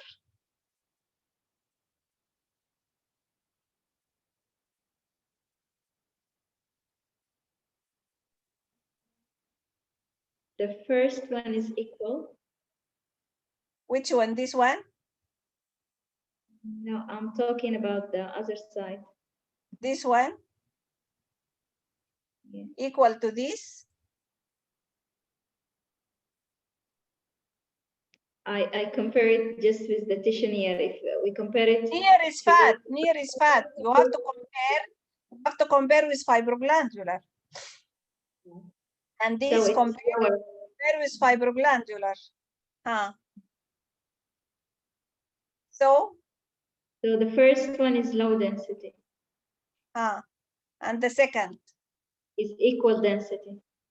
Equal to this? Lower. Lower. And this one? Look how it is large, but still low density. So these are low density. This example is a single dilated duct or a single duct aesthesia. And this case, it was a DCIS, and that one is a simple cyst. So the three examples are low density. It means that X-ray attenuation of the mass is less than the expected attenuation of an equal volume of fibroglandular tissue. But low density mass though it might represent a microcyst, and in this case, or most of the time, is very well not being a malignant, but we have to be cautious. We have to work on it. See, this is clearly circumscribed. There is halo, and obviously, and I can see it even by ultrasound. And this is circumscribed low density. But this is indistinct. So I suppose not to say this is low density and ignore it. You see, still there is a probability of being malignant, including in a low density mass. What about this?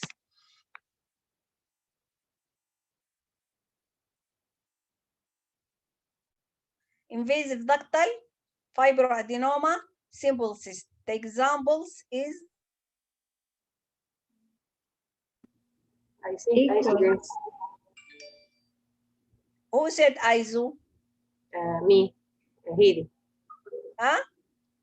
Heidi. Who? I am Heidi. You are welcome. Your name is Heidi or Heidi? كله ما شارك.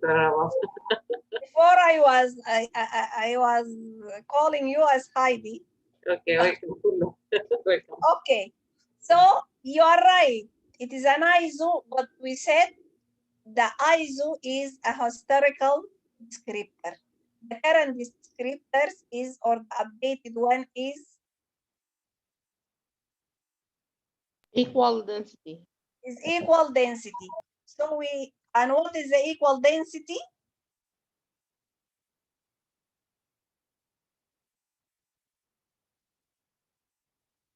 What does it mean, equal density?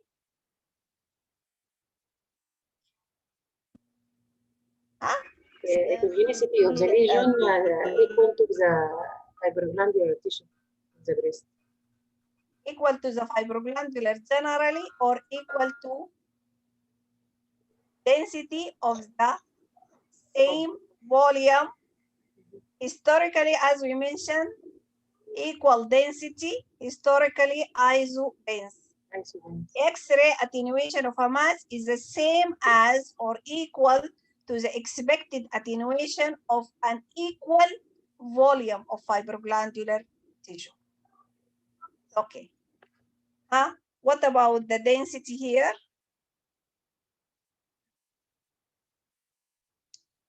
Where are the lesions? Is it one or multiple or two or unilateral or bilateral?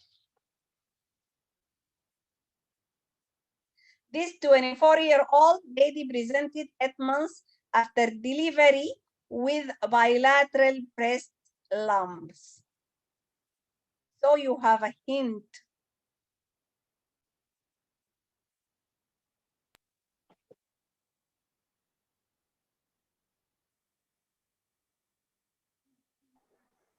Sarah Almac? Multiple lesions, lower density than the breast parenchyma. Excellent, excellent. Abir or Heidi or whom? Your voice similar. Yeah, I'm Abir. Abir. Yes, bilateral. Where in the where are the locations? Huh? They are within the greatest part of the fibroglandular tissue. Where are the locations of the masses?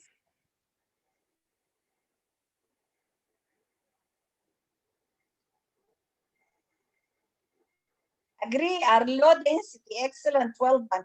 But where are the masses?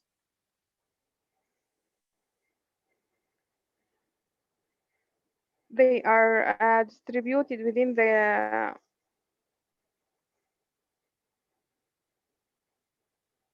fibroglandular tissue. You mean these areas? These are the fat lobules. This is the normal fat lobules of the breast. No. I thought you got it. Sorry. There is. I think one is in the mammary area. Who's talking, Suhair? No, I am hiding. Heidi, huh? Where? Retro-mammary area. What do you mean by retromammary? You see at the back of the breast? Yes, and when retro. Which side? Which side? I see, I'm Suhair. I see it is the upper Where part. are you, Suhair? I was looking for you. It is the upper part of the breast bilaterally compressing the parenchyma, the breast parenchyma bilateral at the upper part of the breast. You mean this area? This large area, yes, this large area, yes. No, this is part of the normal breast. This is normal breast. This is not the one. You mean here? No, this is not the one. Yes. Do you think this is normal? No, this is the area that I talk about, Dr. Rabab. Heidi. Yes. That is why I asked. That is why I asked you at which side. I got it. I thought you are talking about it. I asked you which about side. the You area. didn't tell the right side. Yes, right side. Yes. This one lesion. This is one lesion, and the other lesions are retroareolar. Retroareolar. This, you see this one, and that is the other. So what do you expect? We said yes, you are correct, Heidi. You said it is low density, excellent. This is a low density, and what do you expect to be?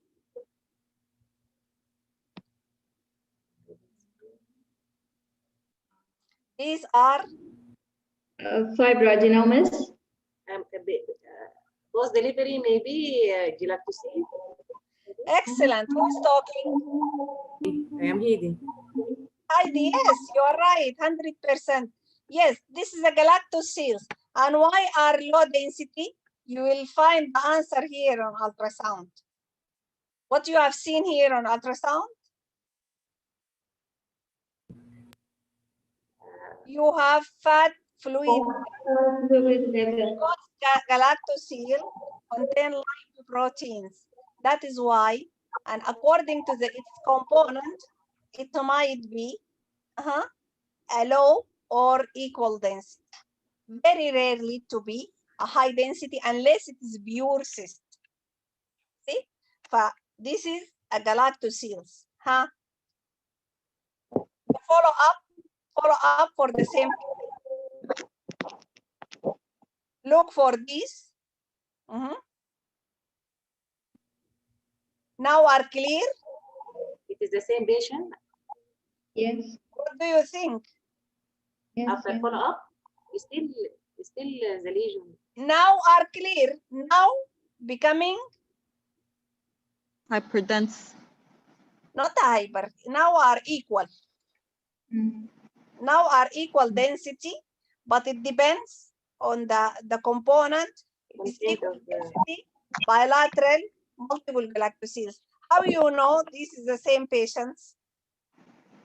Look, the lesions, for that lesions, bilateral retroareolar and the one in the right axillary tail.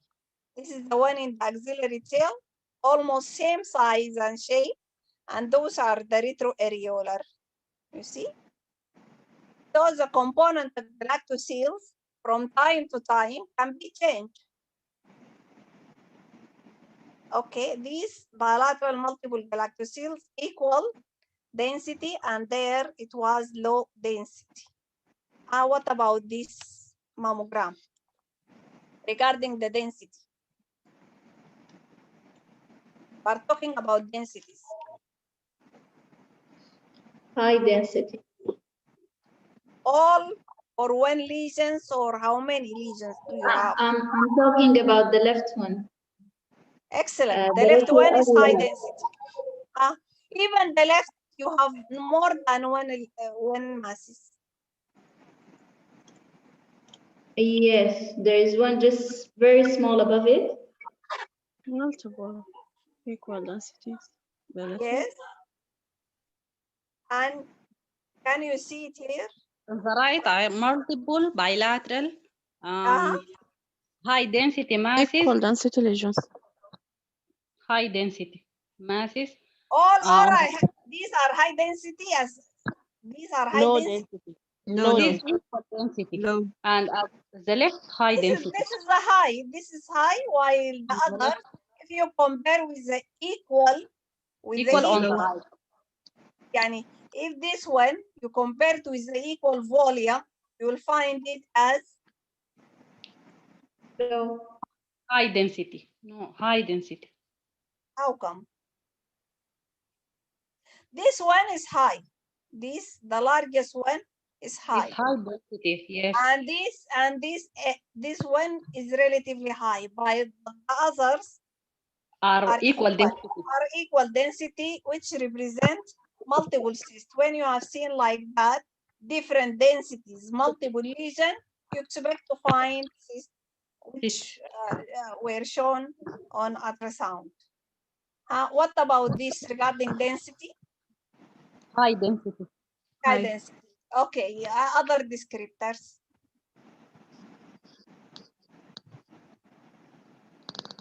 High density mass, speculated mass. So now we are talking about morphology, shape, margins, and density. So,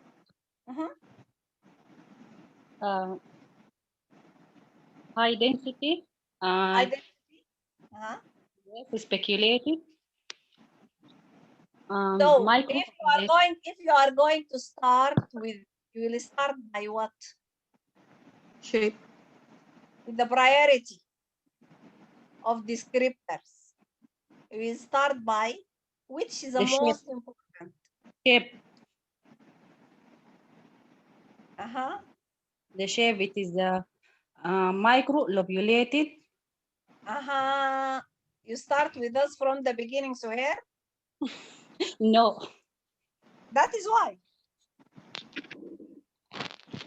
I missed you in the beginning. I was looking for your voice. That is why. And I was going slowly, very slowly. So as everybody could concentrate and understand all of these descriptors. So when we go through the examples, it will be easy for us to describe the masses. And since you were not there, you cannot describe it well. But try, no problem to try.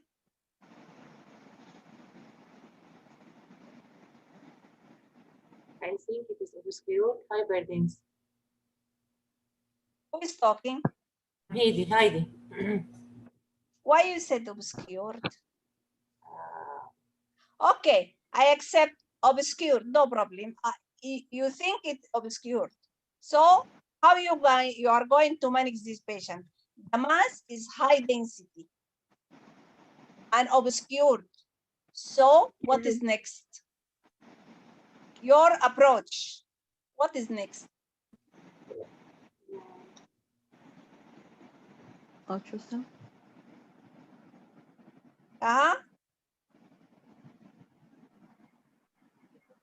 Ultrasound. Magnification, compression view.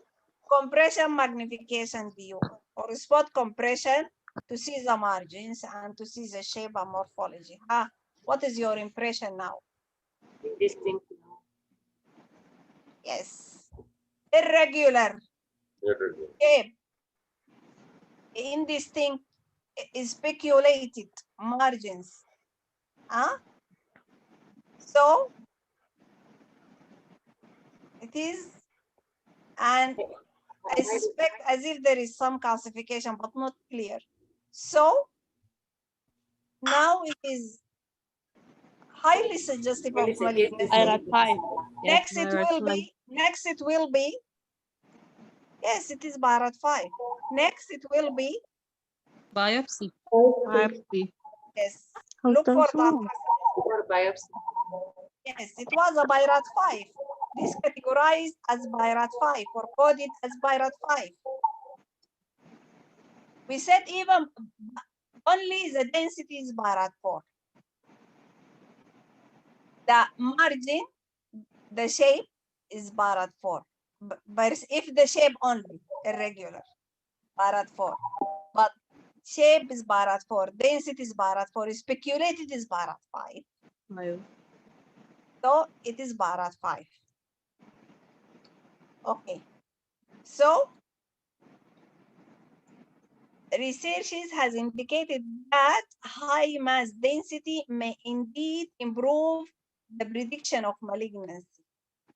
The predictive usefulness of mammographic attenuation or the mass density remain controversial for long times, but the latest editions by RATS conclude that radiologists should consider mass density as valuable descriptor that can stratify risk. You have to consider it. And despite of these important clinical implications, breast density is at least reliable among mammographic features of masses, especially the morphology. Among morphology and density, it is the least. The margins, shape, then density. So why? Why? Because density is subjective.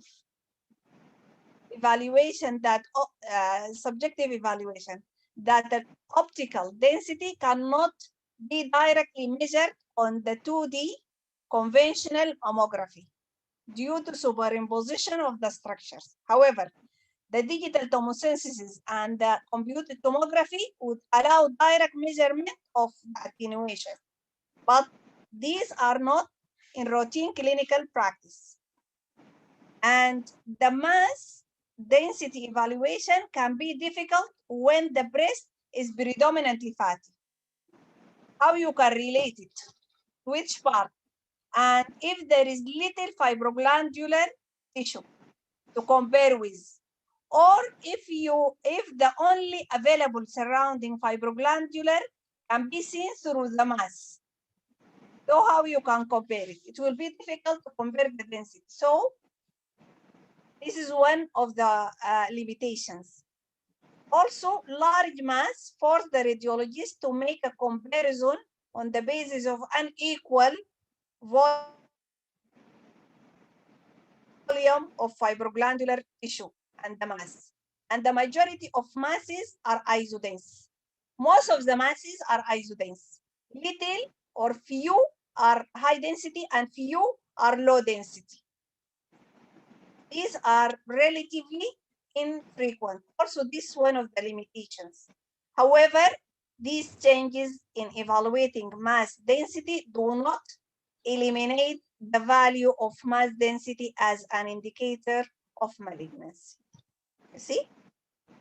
Okay, we finished dense or radio-opaque mass density related to the radio-opaque.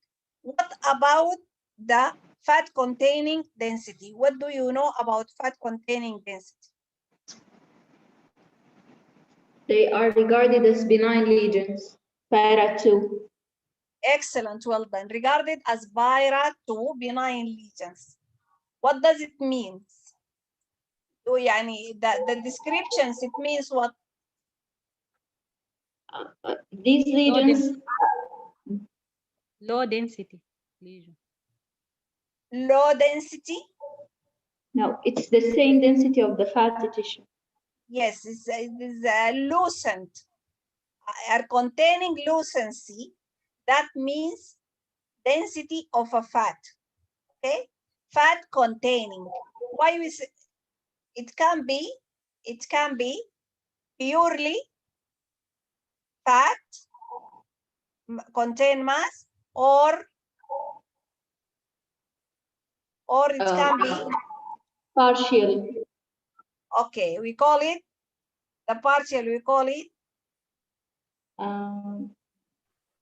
fat-containing lesion. The name of the lesion. Mixed density. Okay, give me examples. Give me examples. Mixed density hamartoma. Hamartoma, excellent. Pure density, like an oil cyst. Excellent. Excellent. Someone say lipoma, also excellent. Yes. Where? Yes. Hello. Yes. Yes. Lipoma is. Lipoma, oil cyst. These are pure fat. Pure fat density. And mixed density hamartoma. What else? What else? What are other examples? Fat necrosis. Fat necrosis, excellent. Yes. Galactosile. Galactosile, excellent. Well done. What else? What else? Saline implants. Saline implant. Intramammary lymph node. But it's not fat. Intramammary, excellent. Intramammary, yes, you are right. Okay. And hematoma. So the density fat, before we are saying radiolucent, radio-opaque masses, density of radio-opaque and radiolucent. Now the descriptions is fat containing masses. That is it. Fat containing masses instead of radiolucent. The fat containing masses, the descriptions include all masses contain fat.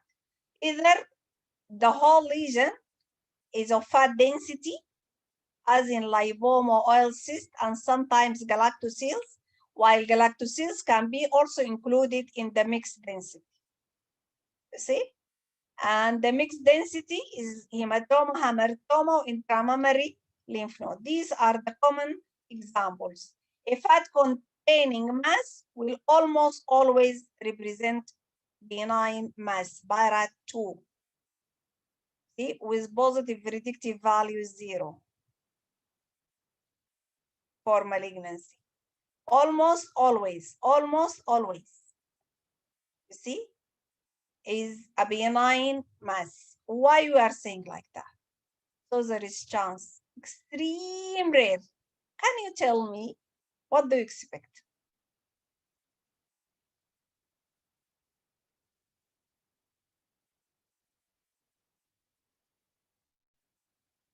Any chance for breast cancer to include fat?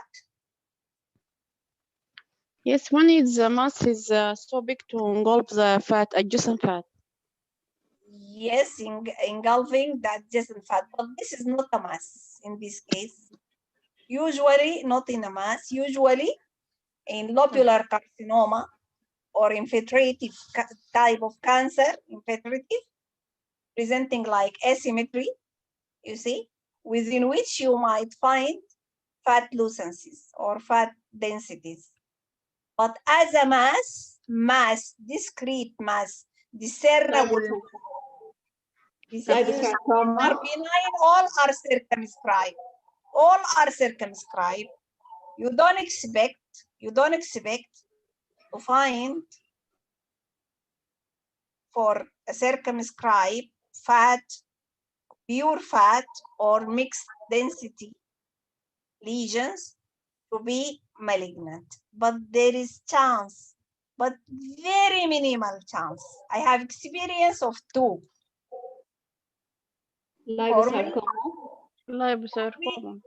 For me, I have 2 cases, and at that time, when I did search in the literature, I found 14 cases only worldwide.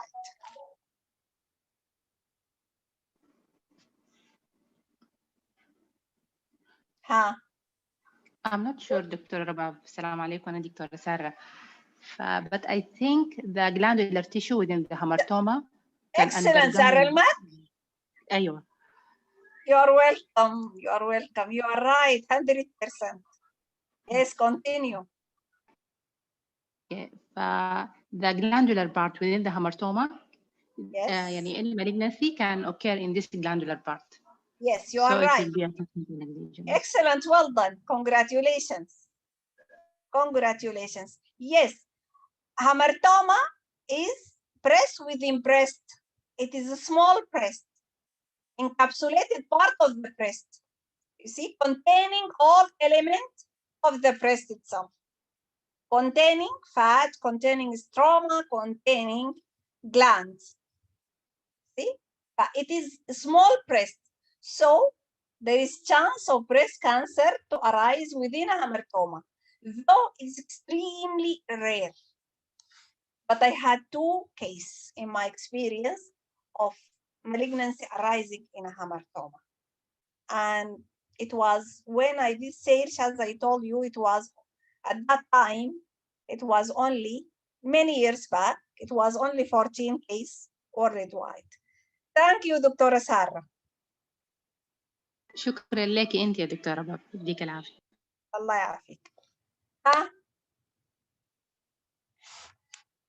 What is this?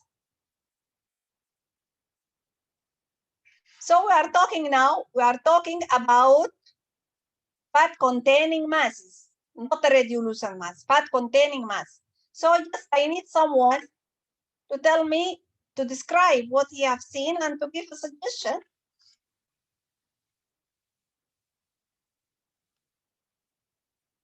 You have a clue in the image.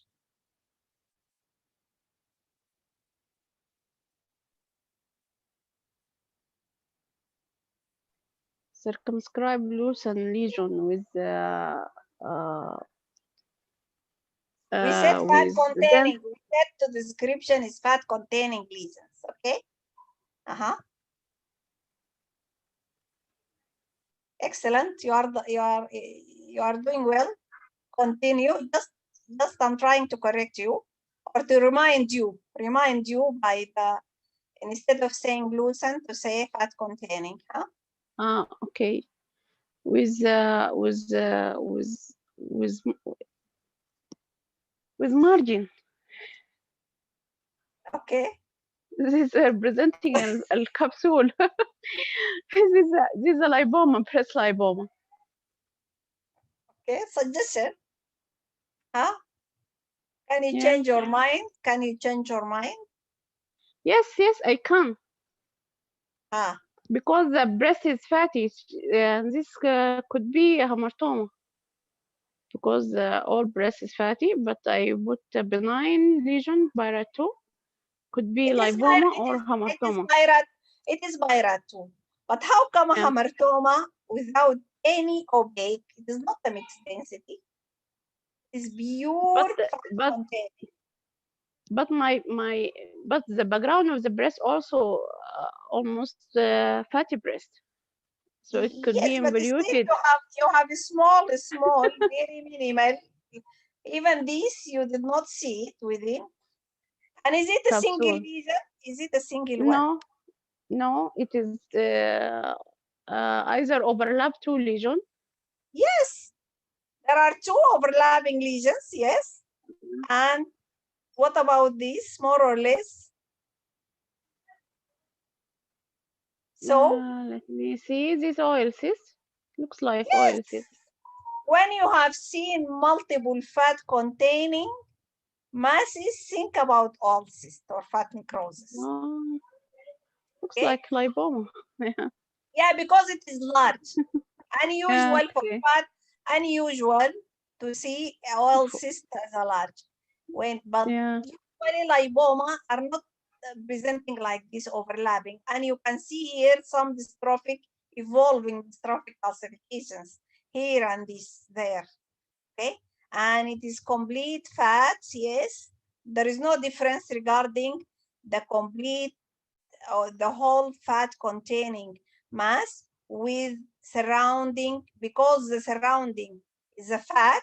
That is why you have seen this pseudo capsule, thin opaque, okay, rim surrounding the mass. Even here, this is the thin opaque surrounding the mass. This is an oil cyst, Barat 2. Fat containing mass, circumscribed fat density mass with a thin pseudo capsule, not capsule. Okay, the mass is fat density and therefore it is benign.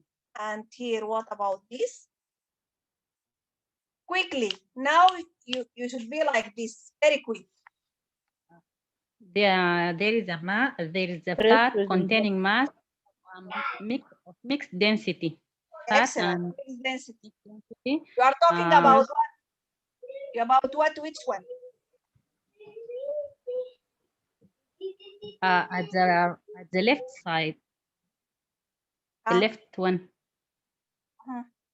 Circumscribed fat mixed density at the upper Excellent. part of the breast. Excellent. This is most likely representing hamartoma. The right one, yes, the right one is of partially obscured margin and containing mixed density and fat density, with a fat density at the lower part of the breast. This obscuration of the margin due to overlapping of the glandular tissue. Excellent. Almost representing hamartoma. Yes, these are two examples of hamartoma, and when you have seen the fat, adjacent to the fat, you will see the pseudocapsule, but adjacent to the glandular, you might not see the pseudocapsule, and these are examples of hamartoma. A radiolucent or fat containing lesions, mixed density.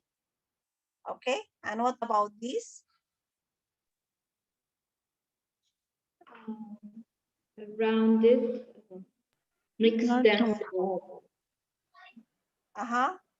Rounded, circumscribed, mixed Which one? density. Both or one? On the left side of the screen. Yeah, so when you talk, tell me you are talking about the two, about one, you are right. Huh? Left one is a circumscribed, mixed density, fat containing. Hamartoma. And what about this? This is what? This could be the nipple. The nipple here? No. So calcification. Is it calcifications? Why you said the nipple hint? Why? Because they usually put a marker.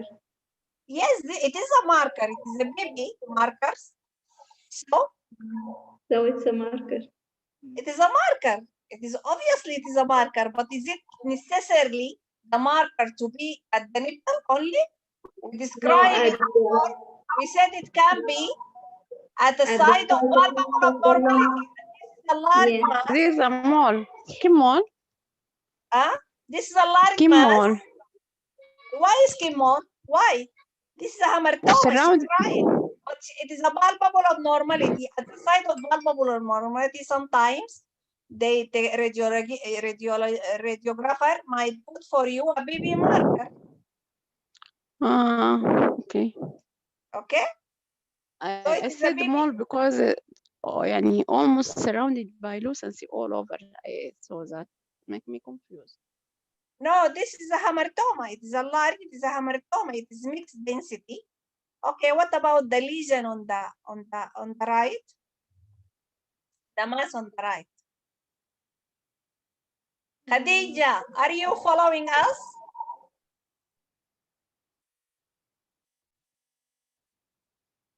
Or you left?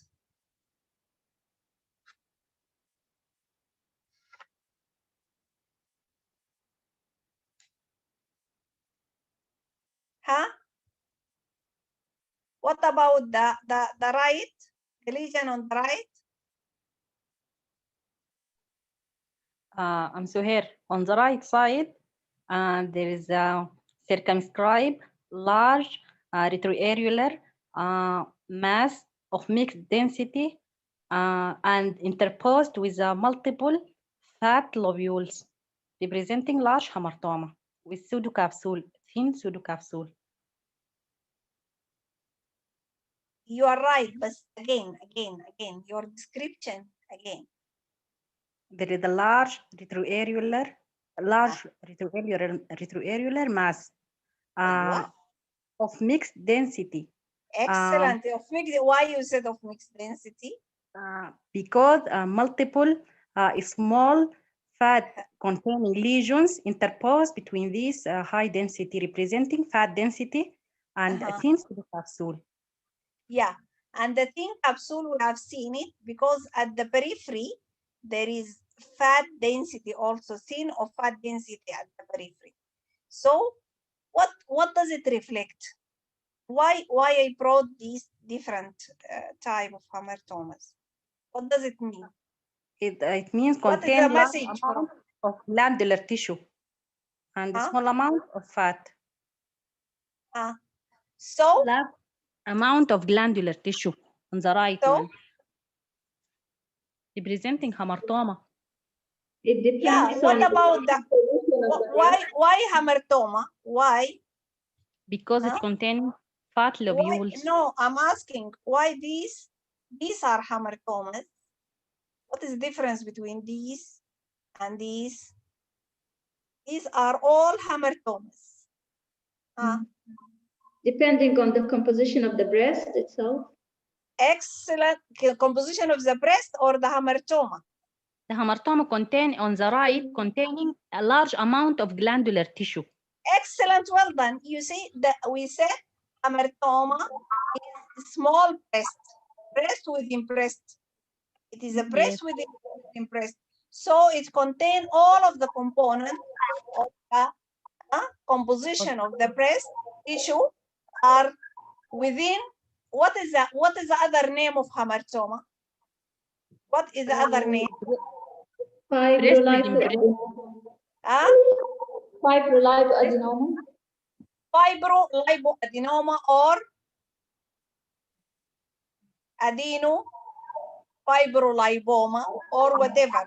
So these are the components: stroma, fat, and gland. What are the main components of the breast? Same component of the breast. So sometimes the hamartoma-like breast, it might be contain almost the whole. It represents fibroglandular with paucity of the fat. Sometimes fat might be microscopic. You might need to do MRI to see, because MRI it has high tissue contrast to see the microscopic fat. And even sometimes even by MRI difficult to find or to see this microscopic fat. Sometimes it can be purely or mostly fat, as in this case. You see here the gland is very small. Fibroglandular are a small area, while the most of the region is fat. here almost half, see? And so the component between different type is of hamartoma, it differs, you see? So it is a lipofibroadenoma or fibroadenolipoma, or it depends. Okay, huh?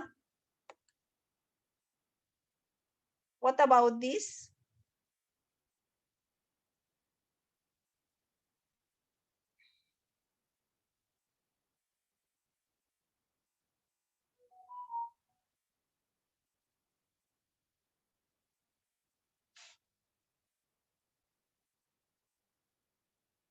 Aywa? There are multiple. I'm talking about the left, the image on the left side of the screen. There are multiple oval, well-defined fatty lesions in the lower part of the breast, in the anterior and middle thirds. Again, Hind? I can see that there are multiple oval, low fat density masses in the lower aspect of the breast, in the anterior and middle thirds. Which one? Which view? In the MLO view. In the MLO. What does it represent? Liposurgery. No.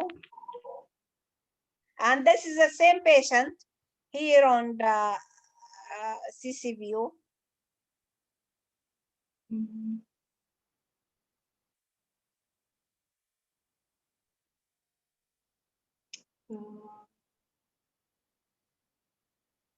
So I want to ask, there is no, these lesions are not there, or the diagnosis is wrong?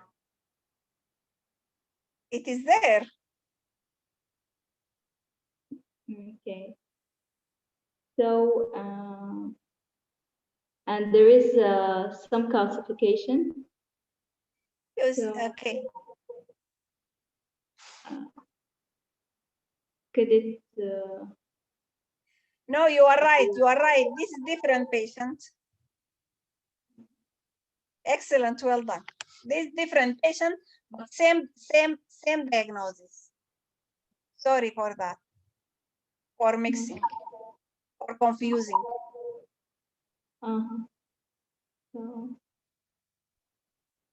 Same diagnosis, different patient. Okay. Oasis. Accept it. It can be. But if it is not an oil cyst, by location, what do you expect by these locations? If you look here, look for these, how it galactoseals.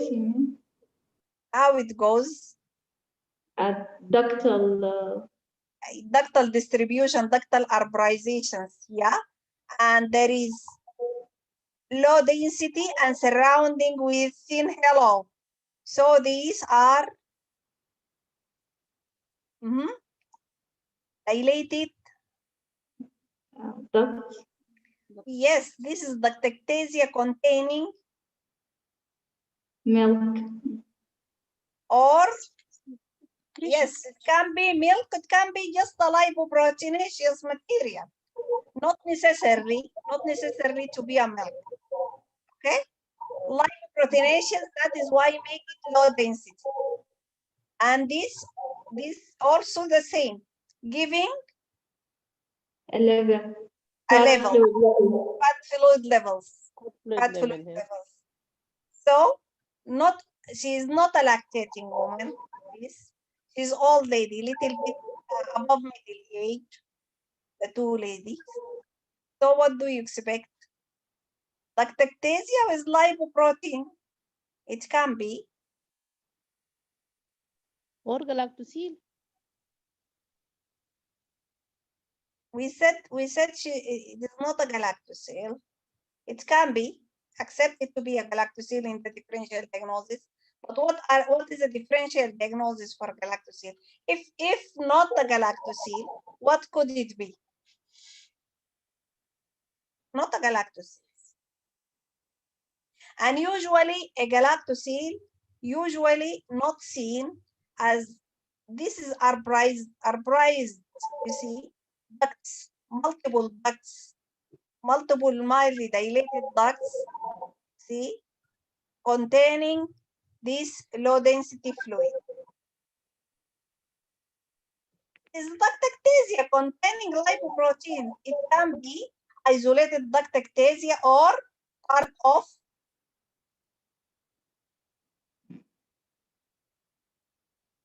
ductectasia seen with in which condition? Hyperprolactinemias. Okay, so these are the etiology for ductectasia. We said either isolated ductectasia or part of ductectasia can be part of Becky disease?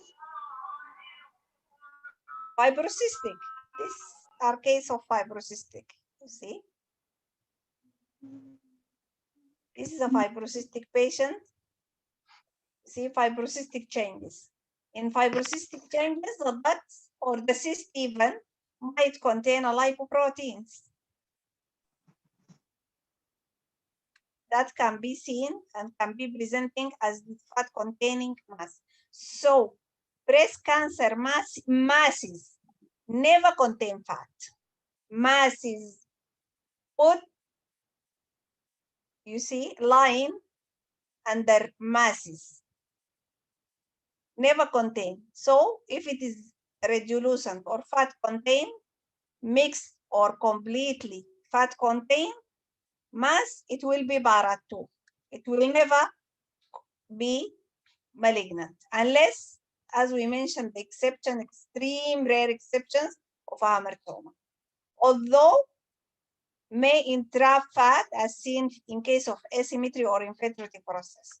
If the process is open infiltrative, extending, infiltrating a tissue, in between you might find the fat.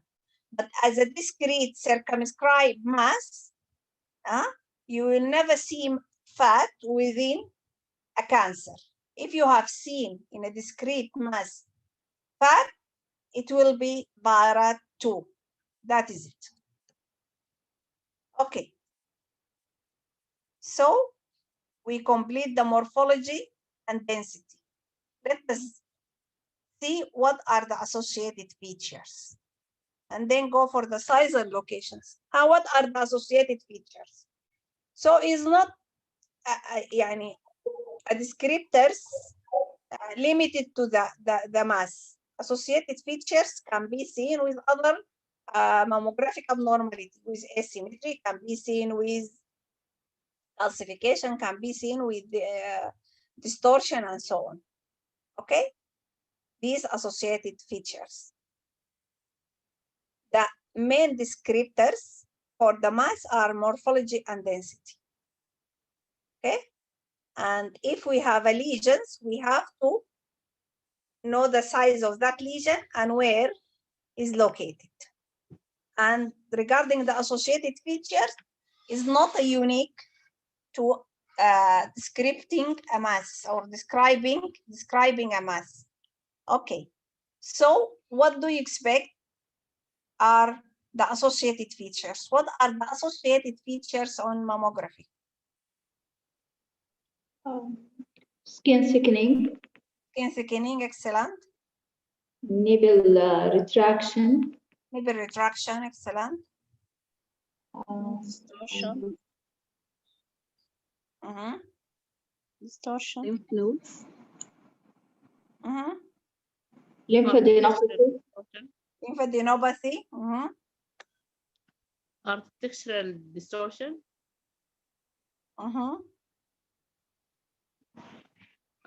Generalized breast edema. Edema, excellent. اللي هي representing as edema representing as mainly Trabeculation. trabecular thickening. Okay. Anything? The mass can be associated with also calcifications. Excellent. Okay. So, what are the associated features here with this mass? Skin thickening. Only thickening? Subtle nipple retraction. Skin tethering. Excellent. There is focal skin thickening and retraction or tethering signify adjacent skin invasions, locally advanced cancer. It's okay, on the left. But it is far away from the nipple, so might be related to the disease. Yani, this thickening, you see, might be related to the lymphatic blockage and with slight tethering or with retraction, I mean, or it might be sequelae of previous bacteria, and which is more common. And the other case? Lymphadenopathy. Associated lymphadenopathy, excellent. Okay. Medina.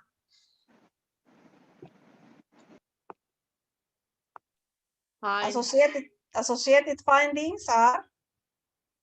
Breast edema. Excellent. In terms of?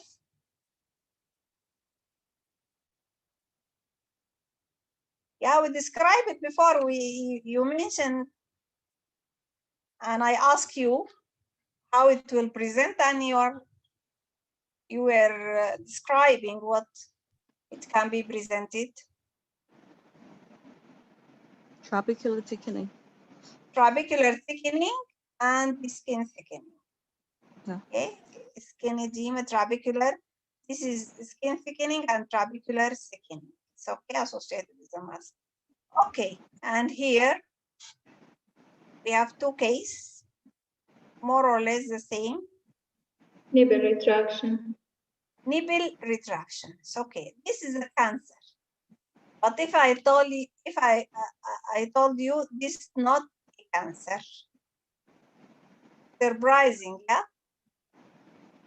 Yes. This how you can describe the lesions? Is dense. Is dense and the adjacent areola is thickened and retracted, and there are multiple equal density masses. This is high density, but there are multiple equal density masses in segmental distribution in the upper breast or the outer breast if it is CC. It is a CC, it is outer breast.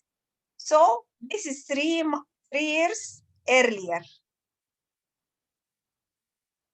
The same patient 3 years earlier. Look for the nipple. So definitely nipple now is retracted.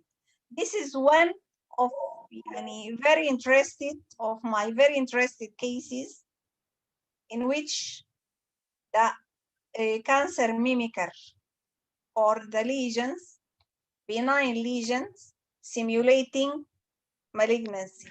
What do you expect to be the pathology in this case? Fat necrosis. عبير؟ كيف دكتور رباب؟ Who is talking? نهال. أهلا نهال. كيف الله دكتور؟ يسلمك. أي النهالات؟ هلا. نهال مكة ولا نهال قطر؟ نهال قطر. أهلا نهال، ازيك؟ الحمد لله، الله يسلمك. من زمان عنك. أي والله. أهلا من بك. قبل معكم. أهلا وسهلا، شرفتينا. الله يسلمك. طيب. I think it's fat necrosis because it's mimicking. It's Yes, very fat mimicking. necrosis is one of the mimickers. But do you expect 3 years it will be fat necrosis like this, high density? And usually fat necrosis is not presenting as a high density. Yeah. Inflammatory. And it was more circumscribed. Now it's changing shape a little bit, get lobulated and infiltrating into the areolar skin with nipple retraction. Inflammatory. Scarring tissue. Yes, this is it is associated with scarring. Yes, you are right. But what are the types of Baguette disease? What? طبيب السيرجيكال لأنه هنا عندي في الصورة السيريس برير عندي equal density lesion or cyst. It is high density in both. It is high density, but within 3 years, some involutions occur in her breast. You see, getting more involuted, less parenchyma. It might be even more than 3 years. Baguette disease. Sclerosing. Sclerosing, yes, it is something, yeah, it can be some sclerosis, some fibrosis, some associated fibrosis occurs. I'll show to you later the full case, but it was a papilloma, and I had more than one papilloma presenting like cancer. You see, and even you see multiple papillomas. Look here, these are multiple papillomas, obscured here by the parenchyma, but here the breast involuting after many years and might be even growing. And these are multiple. And at that time, I was confidently reported this case as BIRAT 5. But I don't know about the 3 years earlier follow-up. It was not presenting, it was not there. See, this image, it was not available. And even I had no idea about it. It was only report this case, you see, as BIRAT 5. Multiple lesions and some thickening and retractions and so on. And I got surprised by the result when I came back from my exam FRCR.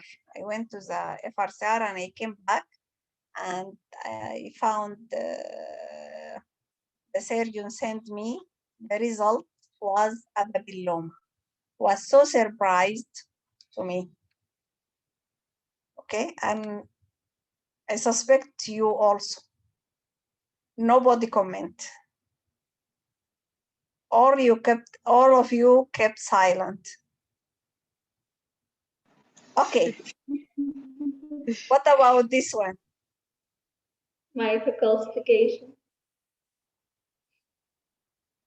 Yes, tell me the mass is associated with microcalcifications. Okay. Yeah. Benign or malignant? Just give a hint.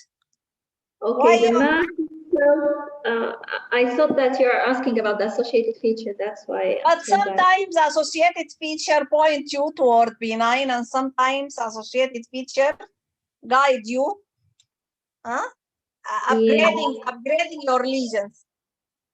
Okay, this is coarse heterogeneous microcalcification.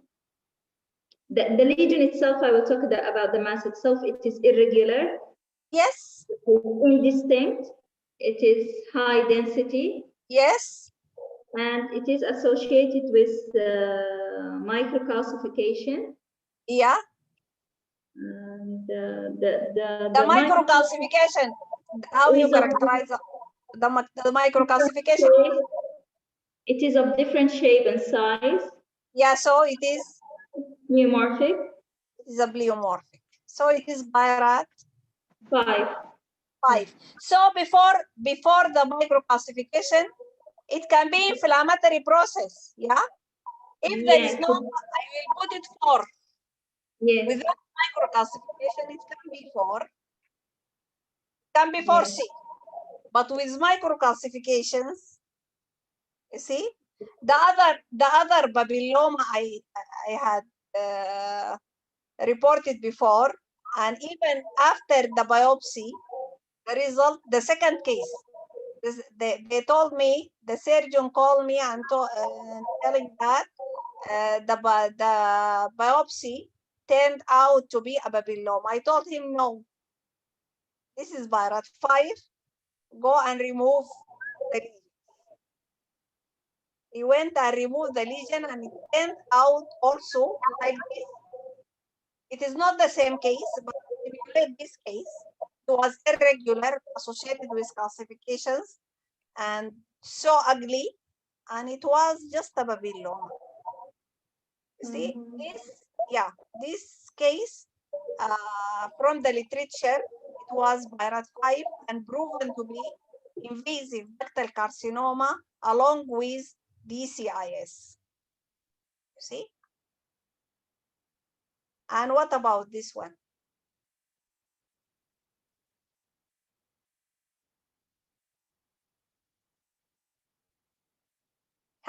Quickly, finish the whole An irregular high density mass. This is an irregular high density mass associated with the branching microcalcification. Excellent, well done. Describe more the microcalcification. Do you remember? Do you know? This is a yes, you are branching. right. Yeah, branching. branching. Yes, branching calcification. Branching. Other name is fine linear calcification. When we said branching or fine linear calcification, we are describing which descriptor regarding the calcifications. The calcification described by two descriptors. You remember? Do you remember? Distribution, and when we said fine branching, we are talking about distribution. No. We're talking, Distribution, it's segmental. Yeah, we are talking about morphology. Morphology, fine, yes. This is the morphology. The morphology, fine, linear, okay, or casting, or linear branching. Or yes. branches. This is the morphology, which is highly suspicious. Yeah, it is almost Birat 4C. 4C, excellent. And the distribution is here. This is linear. Also linear. Also linear, and you can say segmental. You can say linear, accept it, or segmental, yes, is accepted. Both regarding the distribution are Birat. Also Birat 4. For what? 4C. Also 4C. The linear is this is the distribution is 4C. So distribution is 4C, and the morphology is 4C, and the mass, high density, is 4C, and irregular is 4C. So it will be Birat. Now 5. It is Birat 5, multiple descriptor. So most likely this is invasive cancer, and this calcification is DCIS. Okay? So dense irregular mass, as you describe, with indistinct borders or margins, and fine linear calcifications extending linearly from the posterior edge of the mass for 3 centimeters. Okay, the mass reflects invasive ductal carcinoma, and the calcification consistent with DCIS, with necrosis. So it's coded as Birat 5, highly suggestive of malignancy and biopsy indicated. But what is the significance for that? The distribution is essential for surgical excisions. For the disease extent is really important. You see, because they have to remove it. And since it might not be palpable, it has to be bracketing with a wire. The whole extent being bracketed by a wire, guide wire, for the surgeon to remove it. This is very essential. Otherwise, the patient might come with recurrence. So, palpable or mammographically detected masses with linear type calcification most commonly reflect invasive ductal carcinoma with associated DCIS. Okay, and look here. If you look for the CC view, you will just describe an irregular mass. But when associated spot compression, you can confirm the speculated margin as well as pleomorphic calcification, make it birat. Instead of just irregular mass on the CC view, it will be birat 4C, but after compression, spot compression, it will be birat 5. 5. Okay, so the associated features are skin retraction, nipple retraction, skin thickening, trabecular thickening, axillary adenopathy, and associated calcifications. You see? Okay. So we complete morphology density, associated feature. Let us see the size and location of the mass. So what is the difference between 1 and 2?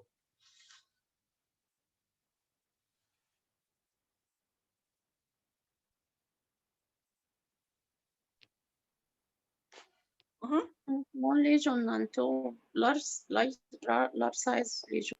Okay, huge or large size lesion on 2 and a small lesion in 1. I remember the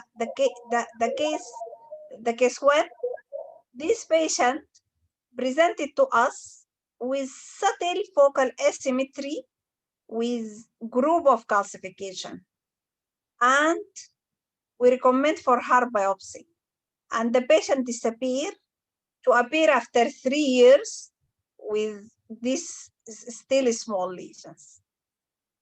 See this one. This is after 3 years from the first one, but I missed the earlier image. I could not find it. See, while the other one, I remember that it was. What do you expect the pathology in this type of cases? Phylloides. Phylloides. It was a phylloides tumor.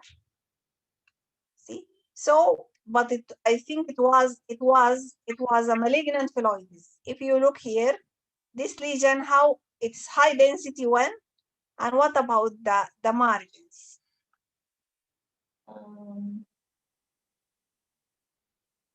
The anterior margin is indistinct. So if we have a small part indistinct, the lesion, it will be indistinct. It was malignant phylloides. See, here it is, these all indistinct, and this part is also indistinct. So since there is part indistinct, the lesion, it will be indistinct margin, even if it is focal area.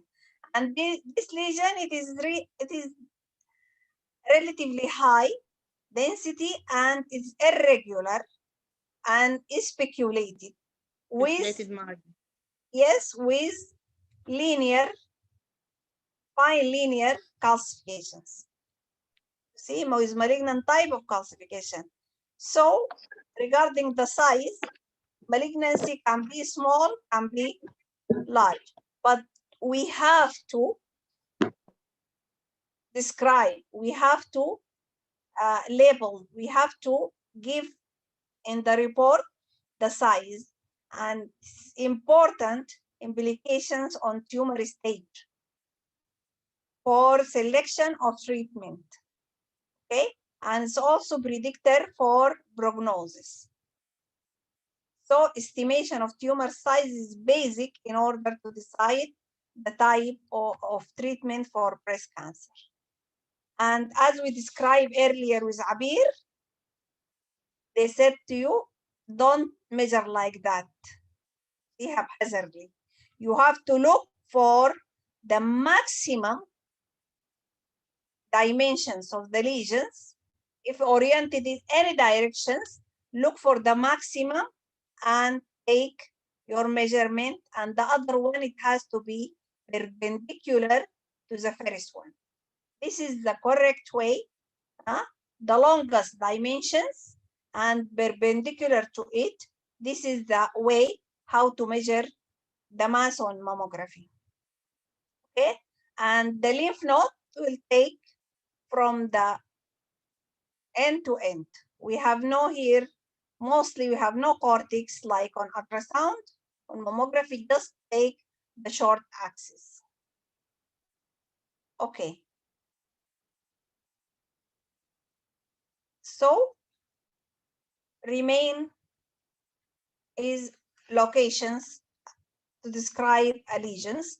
And last time we talked about the locations, and we said complete set of location descriptors consist of designation of right or left laterality by quadrant and clock face notations, preferably both. That is why they put it together. Okay, depth, which include anterior, middle, or posterior on mammography only, this depth, and the distance from the nipple. On ultrasound, corresponding to the depth, we are saying what? What is a descriptor on ultrasound? Corresponding to the depth. Distance from the skin. Superficial or deep? Okay, let us study about this. Go and see what is corresponding to the depth on mammography. Okay, the descriptor on ultrasound. Homework. Inshallah. Okay. Laterality indicate right or left. And you have to have correct labeling. Right, left, MLO, right, left, CC. Okay. Locations, quadrant, and clock face. Yes. Upper outer, upper inner, quadrant, lower inner, lower outer quadrant, and the central area, retroareolar area, or retroareola representing the central area. And on ML also we can find the axillary tail indicate the upper outer quadrant locations. Okay. And these examples of quadrants, you can use a bisecting line from the nipple, separating the breast into upper and lower on MLO and into lateral and inner into the CC. And where is the lesion on this image, and where is the lesion in the other examples? By quadrants. Okay. Here it is clearly seen the quadrants. Yeah. The first one on the left side is lower inner. This is lower inner, excellent. Lower inner, excellent. Even without doing this bisecting line, we can just judge where is the lesions. Yes, it is lower inner on MLO. It is down. It is the inferior part of the breast. So it is lower on the CC view at the inner inferior part of the image, which represent the inner or represent the medial aspect of the breast. So this is lower inner. What about but you forget to tell the left breast, which is most important. Yes. That we have laterality is important.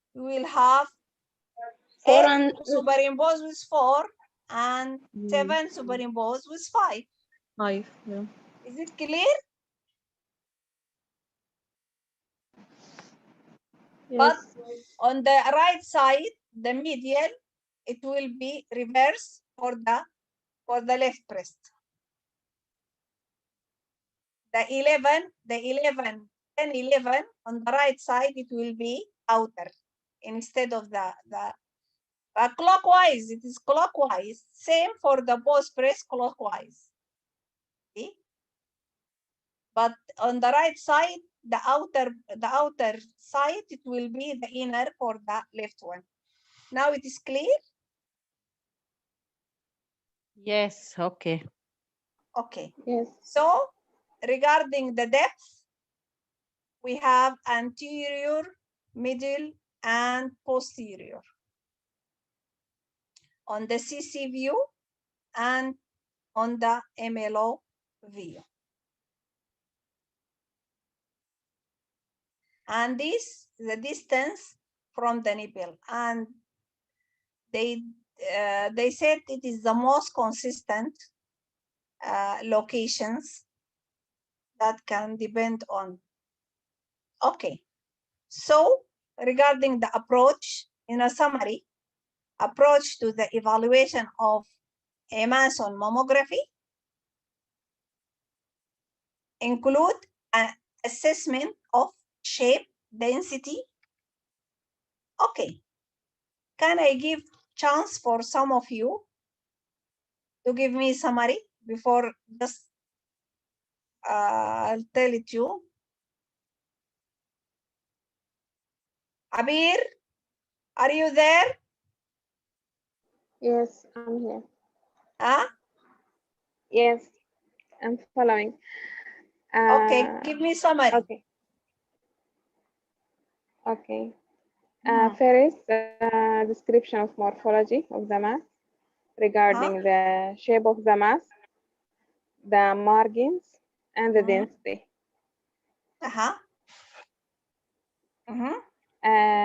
Shape, either regular shapes like rounded or oval, or irregular. Okay, instead of giving in this way, you can give it in another way to make it more of clinical significance. Okay? So, in which way? Sorry, I didn't get your point. Yes, you can tell. Yes, now we know that the mass can be described by the most important descriptors are with order of frequency is margin, then shape, then followed by density. And we will look for associated feature just to support the diagnosis. And definitely we have to describe the mass size and its locations. Yes, but okay. So when I'm going to talk about these descriptors, I have to join with BIRADS. Yeah, it will be more of clinical significance. I can say, Okay. So regarding the shape of the mass,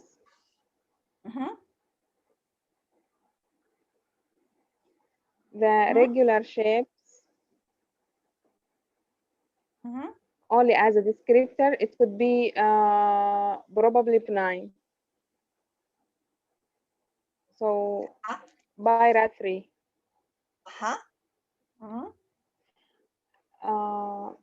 For the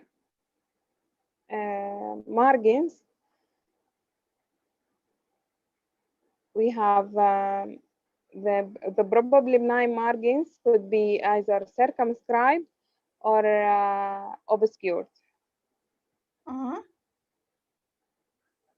The remaining ones, so it will be BIRAD 3. The remaining ones speculated margin by RAD5, microlobulation, and indistinct margins will be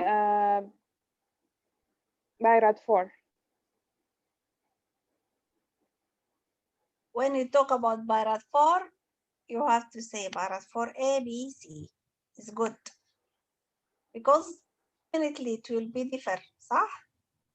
Yeah, yes. 4B. For the 4B. microlobulated. And for the And indistinct. Both are Yes, 4B. it's same. Both are 4B, Yes. yes. 4B. Yes. This regarding the margin. For the density, either equal density, high density, or low density.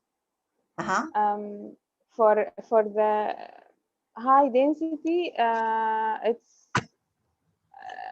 it's probably malignant. So it will be BIRAD for 4C also, I think. I'm not sure. Yes, you are right. 70. Yes. For the equal density, also it could be probably malignant. It will be for 4C also. What? For what? 4C what? You're talking about what? For the equal density. I'm not sure for about the BIRAD of the equal density, but it's equal probably malignant for. It is so it 4, will be but BIRAD 4. For what? Yeah, I'm not sure. I'm not sure for what, but will be BIRAD 4. Is it less than 10? No. No. So if it is not less than 10, it will be B. It will be B. For B. Because Yes. definitely it will. It is not like high density biopsy. And if you remember, it is not less than 10. It was 22%. So it is B. Okay. The low density, it is rare for breast cancer to be low density. Yes, but it is not completely excluded. Yes, so it's We have BIRAD seen 3. example of DCIS and invasive cancer also with low density. Yes, so we have to be cautious. If the lesion morphology is suspicious, we cannot say this is low density, ignore it. Okay? Okay. For the density, also it could be a fat density, which is almost always benign. Okay.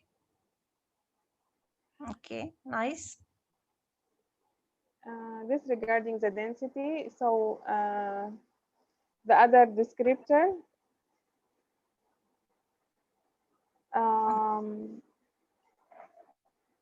is a size also. We have finished the morphology, shape, size, shape, margins, and density. The other one is size of the lesion. Larger lesions. Maybe associated with malignant chance more than the smaller ones. But it's not a rule, yeah. What? What did you say? The size of the lesion. I have to determine the size of the lesion. Yeah, we have to determine size because it will affect the type of management and predictor for the prognosis. For staging is important for staging. Staging and the staging it reflects the prognosis and as well is essential for selection of treatment type. Yeah. The other descriptor is associated features, which could be calcifications, I have to describe the type of calcification as it will affect the BIRAD of the lesion.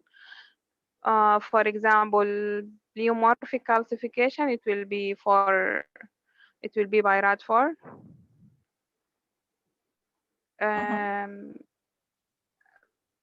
Linear branching calcification will be BIRAD 4C.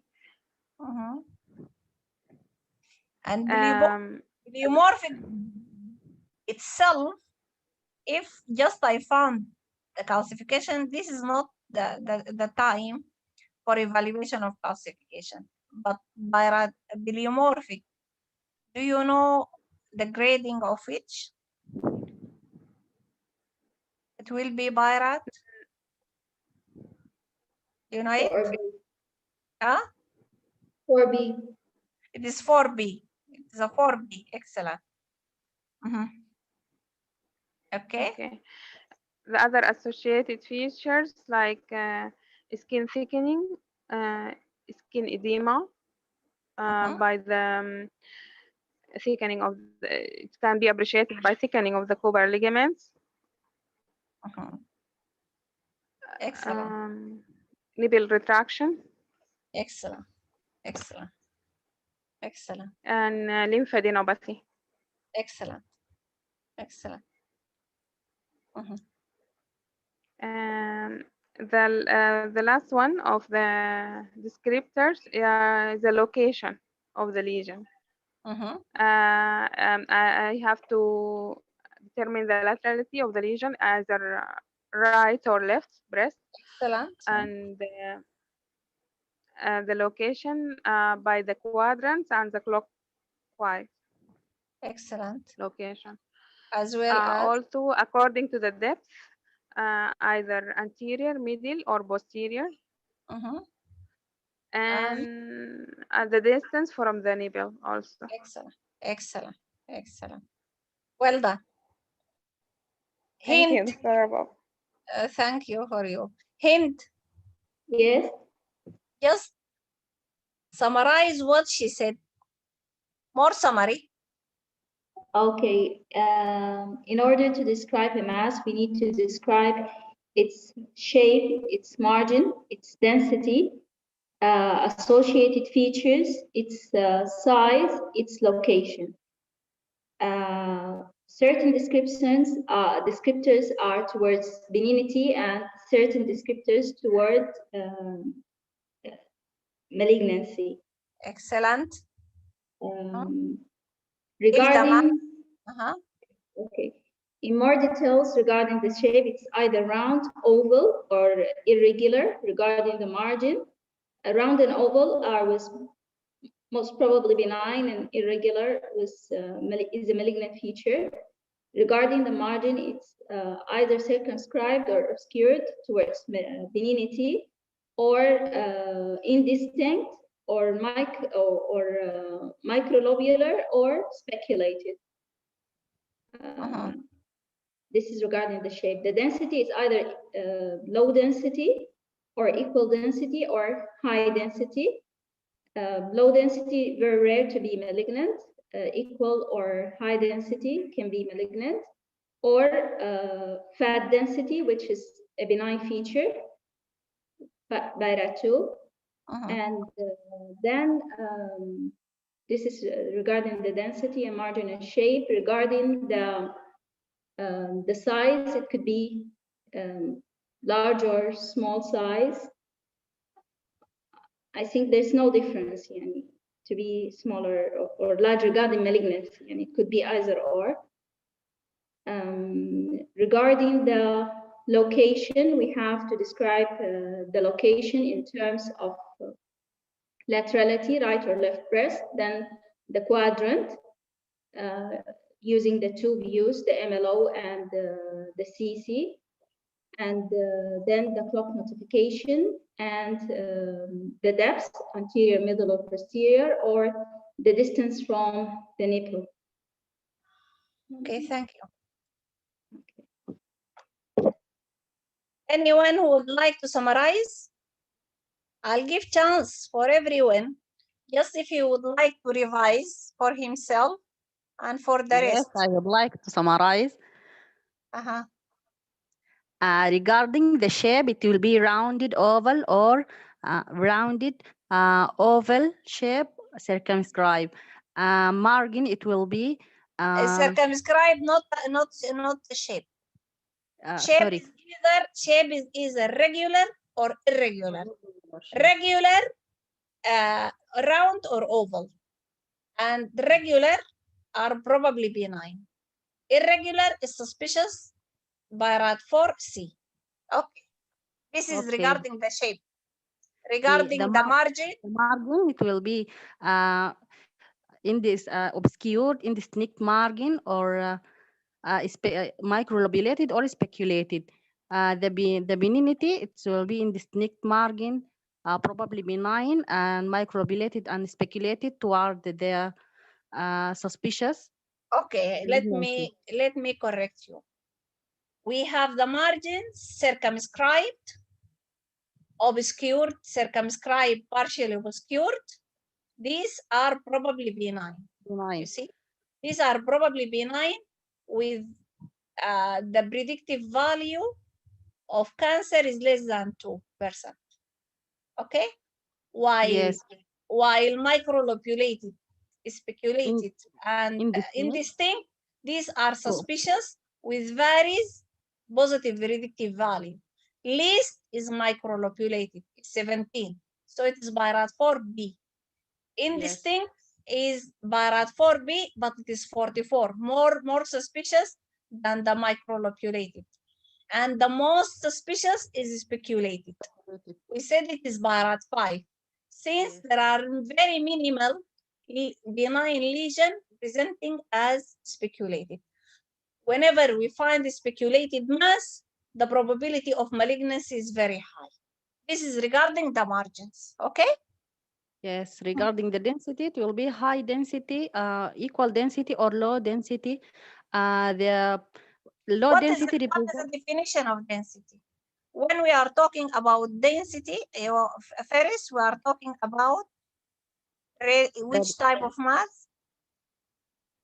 High or low equal. We are talking about a radiodense or radio-opaque mass. Okay? Yes. Yes. We have either radio-opaque mass and we have fat-containing mass. When we talk about high or low equal, we are talking about radio or radio-opaque mass. Okay? Yes. It will be radio opaque or fat containing mass.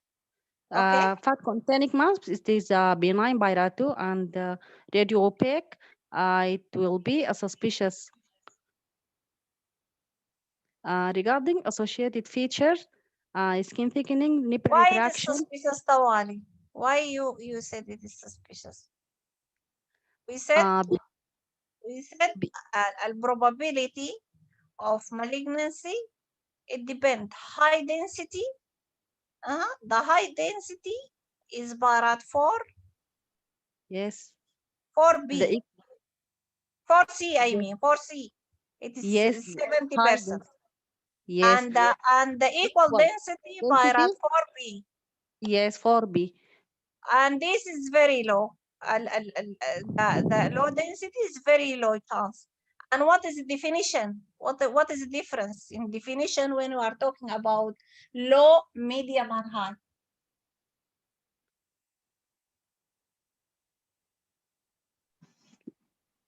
X-ray attenuation. For what? And when you said high density, low density, and like this, would like to go through examples for that. X-ray attenuation. X-ray attenuation that's equal to or less than or more than the expected volume. Okay, excellent. Khadija? Yeah. Yes, Dr. Rabab, it's me. Okay, thank you. Okay. I have friend before from Nigeria. Really? Nice. Yes. I spent with her about 20 years or more. Oh, that's really nice. Yeah, Oh, okay. your voice is similar. Oh, Yeah, highly expected. We're from the same place, so yeah. Okay, okay, Yeah, continue. thank you. Okay, continue. So if the extra attenuation is less than the equivalent of the fibroglandular tissue, this is low attenuation, low density.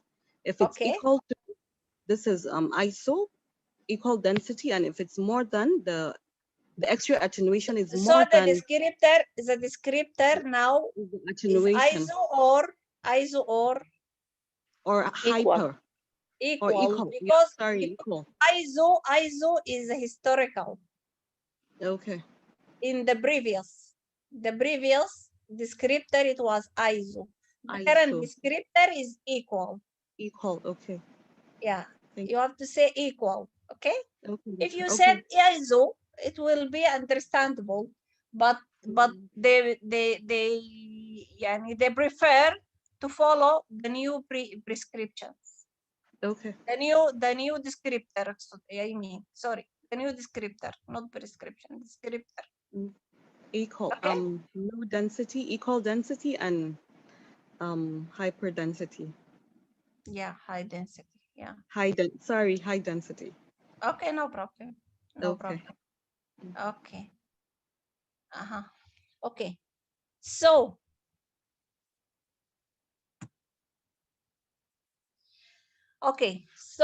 the approach is of the mass on evaluation of mass on mammography include assessment of shape, density, margin, size, presence of associated findings like calcifications, the shape of the mass that are circumscribed, maybe round or oval. Then if the lesion is circumscribed, you don't expect the shape, it will be irregular. So since the margins is circumscribed, the shape it will be regular, either round or oval, and it will be predict for probably benign lesions. Circumscribe allows one to visualize a fine clear edge around the entire mass, or at least more than 75%. Often masses that are circumscribed may be overlapped by parenchyma. In some areas, these are described as obscured or partially circumscribed, and as you know, it should be covered by more than 25% to describe or classified as obscured. A microlobulated margins, non-circumscribed. For the three suspicious, microlobulated, indistinct, or speculated, we can collectively say these are non-circumscribed borders or irregular borders. Appear as the microlobulated represent a fine nodulation or undulation of the edge of the mass and imply suspicious features of malignancy. Okay, while benign lesions tend to be iso-dense or less dense than parenchyma, or it will have very circumscribed margins. Okay, while malignant masses are more often of greater density and have irregular shape, indistinct or micronodularity or speculated borders. Okay, masses for which any portion of the margin is non-circumscribed, whatever it is microlobulated, indistinct or speculated, will be classified as suspicious with various positive Ritke value as we described.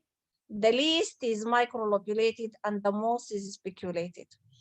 Typically, benign masses para 2, circumscribed masses with microlobulations, fibroadenomas, and calcified cysts, masses of fat or mixed density, circumscribed masses corresponding to simple cyst in sonography. These are BIRAT2 on mammography. Okay. We'll go through some of the examples. Yeah, I need volunteer. Quickly to finish all. We spent long time in the descriptors, so that everybody now he could remind or remember, he could remember all of the descriptors. Okay.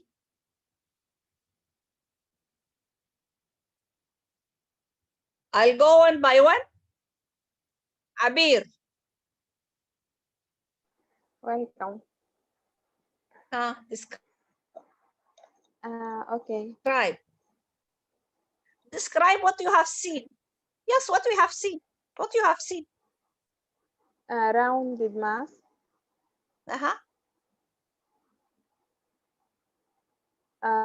With circumscribed margins.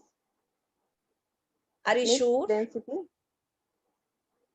Yes, mixed density, agree. Margins are speculated.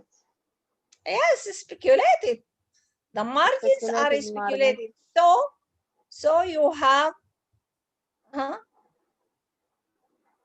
relatively thick wall, opaque, thick wall, yes, rim capsule of speculated margins surrounding a central, well-defined fat density or fat containing mass. Just like that. What could it be? Outer speculated, inner fat containing. It's probably malignant by RAD5. Okay. Nihal, are you there or left? Yes. نهال أيوة معاكي دكتورة. أهلين. What is this lesion? No, this is the fat necrosis, I think. This is the fat necrosis, yes. Why I select you? Because yeah, I mentioned before. You got it. You got it. Yeah. This is the and what we have said, yeah, Abir. Yes, doctor. We state that any mixed or fat containing lesions, okay, is benign lesion. I said probably malignant because of the speculations in the margin. Yes, this is one of the mimicker. Because the speculation now, you see, it is a mass. This is a mass. We said if you have seen suspicious features with the fat other than mass, it can be cancer. But if you have a mass and within the mass you have a fat containing density, it will never be a cancer. You got it? Yes, thank you. Okay, so this is a fat necrosis.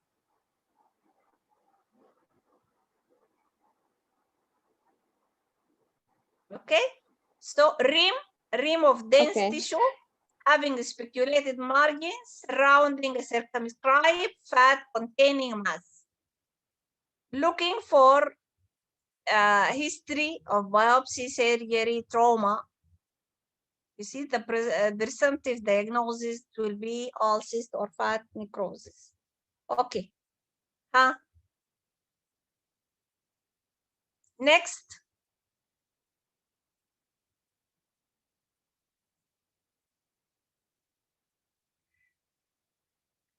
Now you know, يا جماعة. Ignore the location unless I'll ask you. Ignore size or location. Take the first descriptor, morphology and density, if there is associated features. Hint. There is an oval circumscribed high density mass in the lower aspect, anterior 1/3, associated with lymph adenopathy.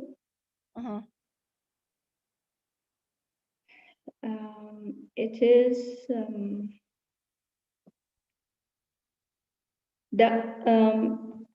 there is something, but I'm not sure. And the margin is yes circumscribed, but the anterior portion there is a little area which is indistinct. So, if you are working, what is next? You are going to do it to make sure. Huh? Spot view. I want to do a compression magnification view. Yes, do spot. Before a spot, this is the other view. You did not ask about the CC. What about the CC view? So the margin here, the shape becomes irregular and the margin indistinct. Yeah, and even you want to make sure. This is a compression. This is a spot. Now? Yes. So the margin is indistinct. Indistinct only? And there is maybe even speculation. Yeah, there is speculations. So you are dealing with. Yes. And now the lymph node is become significant. Even the lymph node is dense and irregular. So this is Byrat. 5. Yes, just in that way we'll take the and it was, you see, that it was infiltrating ductal carcinoma. It is Byrat 5. Okay, next. Medina, she left? I'm here. This is your case. Okay, this is a fat containing lesion. Excellent. Describe the margins. Yes, it has a circumscribed margin. Look carefully. Look carefully. Look at the margins. Fat containing mass. Excellent. Well done. Yeah. Full stop. But yeah. the margins. The margins are. I think it is macrolobulated. So it is.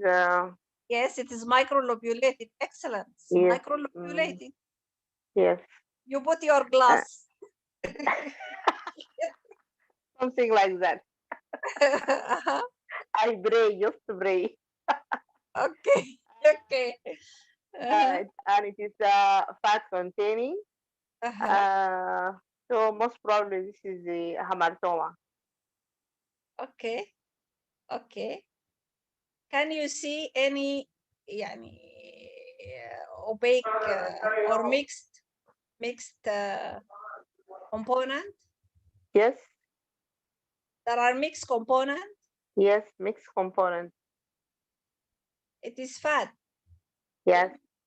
So it is almost fat. I have seen, I agree with you. I have seen some little as if there are septum or something. But according to the SER, they describe it as just a fat without mix. They did not describe it as mixed.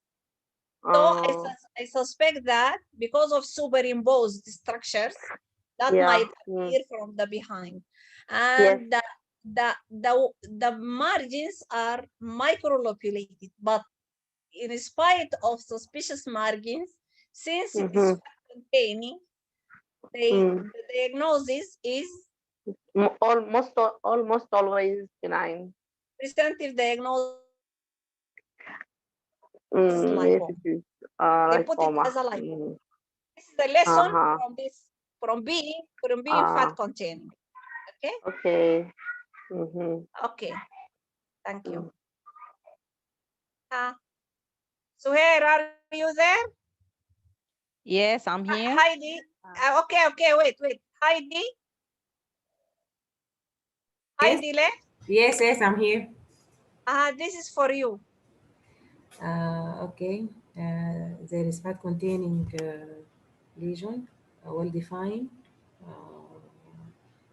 Lesion or lesions? Lesions, two lesions Where?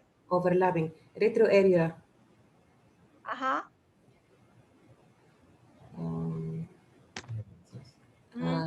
Most probably oil cyst. Okay. And what about the other side? Other side. Yes.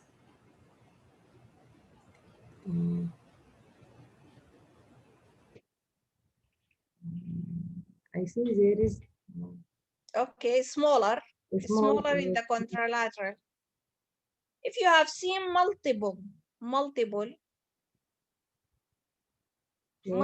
oil cysts in a young lady, what do you expect? Her breast, look for her breast. It's not sagging, it's not a sagging breast. It's not, it seemed to be well circled, You mean good shape, good shaped breast. Yes, good shape, yes. Yeah. Augmentation. Augmentation surgery. Okay, augmentation. Which type of augmentation? بالinjection of fat. ما مذكرة اسمه بالضبط. Injection autologous fat filling. It is lipofilling. Lipofilling. Okay. So this a fat containing with thin rim of thin opaque rim representing pseudocapsules. Okay, since are multiple and bilateral, this is my patient. That's why I know her. She has history of lipofilling, It is a complication of lipofilling or what? Yeah, it is a complication of lipofilling. Okay, very nice. And even this lady, she presented later with rupture of this one fat and make a lot of inflammation in her breast and edema and this. This cyst is ruptured. Excuse me, Dr. Rabab, regarding this image, in the right breast, there's associated lymphadenopathy. But the lymph node, axillary. Yeah, lymph node, this one, we have seen only part of which, you see, and it doesn't show much suspicious features. In large lymph node, it can be just benign, can be reactive lymph node with inflammations. In fat necrosis and this inflammatory process, you might have a reactive lymph nodes. Okay, but even it is very limited image here, but it's good. You are a good observer. You are the good radiologist. Hannah. Thank you, Doctor. Hannah. Are you there or left?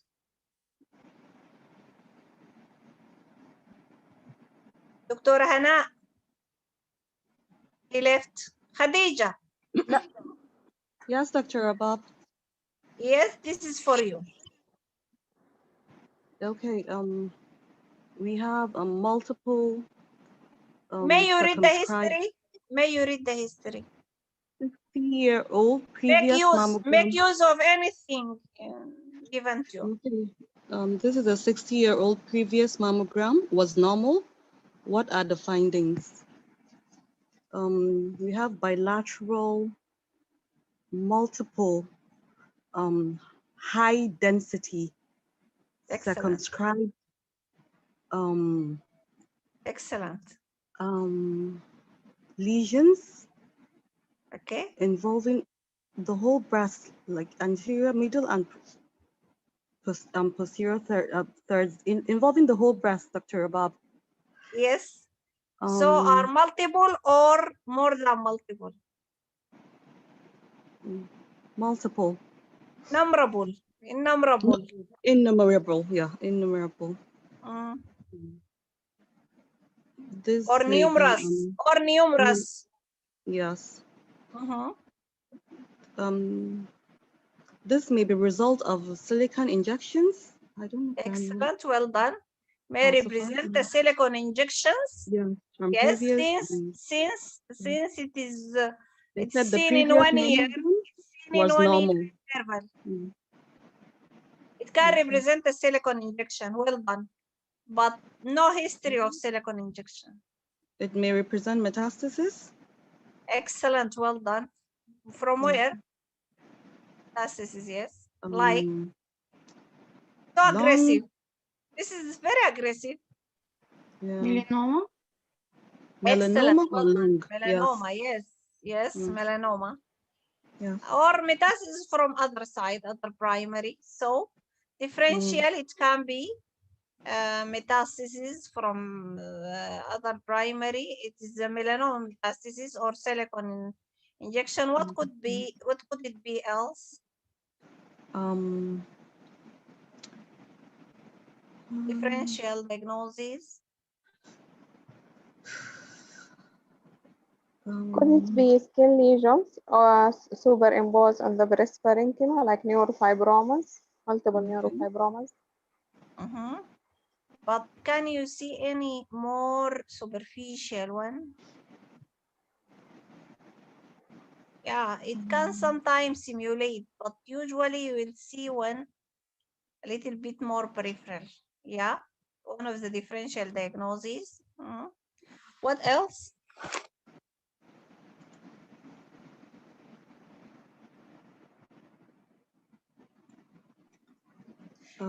It is a case of metastatic melanoma. You see, it can be multiple fibroadenomas, can be multiple cysts. Yeah. Okay. Yes. Very unlikely in 1 year to have multiple fibroadenoma like this. But it is in the differential diagnosis. Multiple cyst, it is in the differential diagnosis. Silicone granuloma, yes. Lymphoma, yes. And metastasis from other side. Thank you, Khadija. Thank you, Dr. Abba. Okay. Hannah, Dr. Hannah left. اهلا دكتور رباب كيف؟ هلا. This is for you. This is for you. Okay. This is and well circumscribed lesion or mass. Excellent.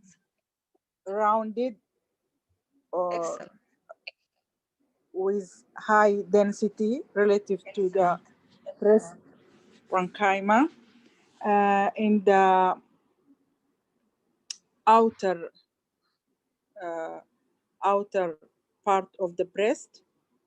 Which breast? Which one? This is right one. Or facing to your right side. It will be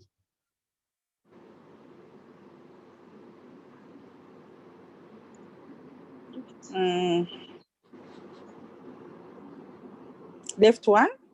This is left. I think right. Left one. Left. You see the left, when you put your right hand, yes, the breast facing your right hand is left, and facing your left one is right. Okay. So in this is left in CCU view. Excellent. There so is your parad, it will be this is goes with benign lesion. There is an surrounding, or there benign is a small. You mean Bayrat 2? Yes. In this case, I would like to do ultrasound to confirm it is cystic You will lesion or not. Yes, طيب, before you are going to ultrasound, the ultrasound is either upgrade or downgrade. Okay? Yes. So it will Yes. not, so if you said BIRAD 2, no need to go for ultrasound. So this is BIRAD. We said circumscribe regular shape is BIRAD 3 on mammography. It will be Yes. BIRAD 2 if it will be BIRAD 2 if ultrasound upgraded, that opaque yes. lesion is cyst, simple cyst. Yes, yes, In exactly. this case, we can say this is BIRAD 2. Otherwise, it will be BIRAD 3. Still, there are 2% or less than 2% probability of being malignant. Okay. Yes, you're right. Okay. Let me show you. This is the same patient. How you can explain for us this appearance? Okay. This is the same patient at Yes. this after what time, yani? Try to imagine what happened for this patient. So why we have this why we the have density. This appearance? Hmm? Yeah, the density is mixed density or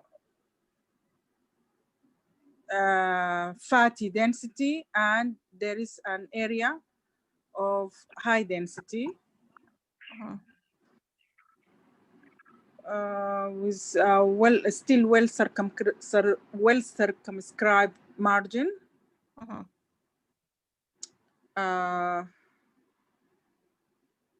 I will suspect this why it fat changed? necrosis. Question. Why does it change? What happened? Make it like that.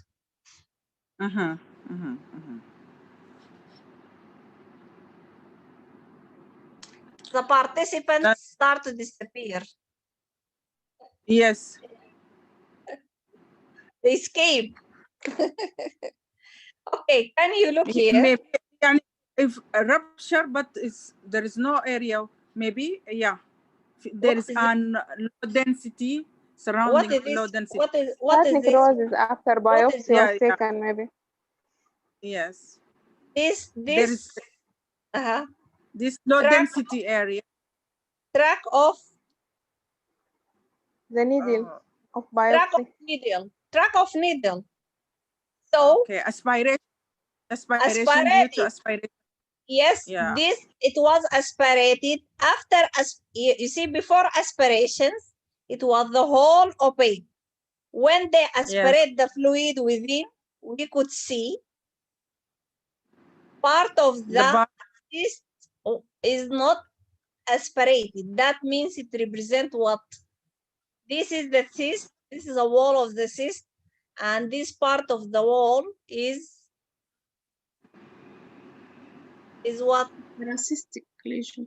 Nodular thickening. This is nodular thickening, which make it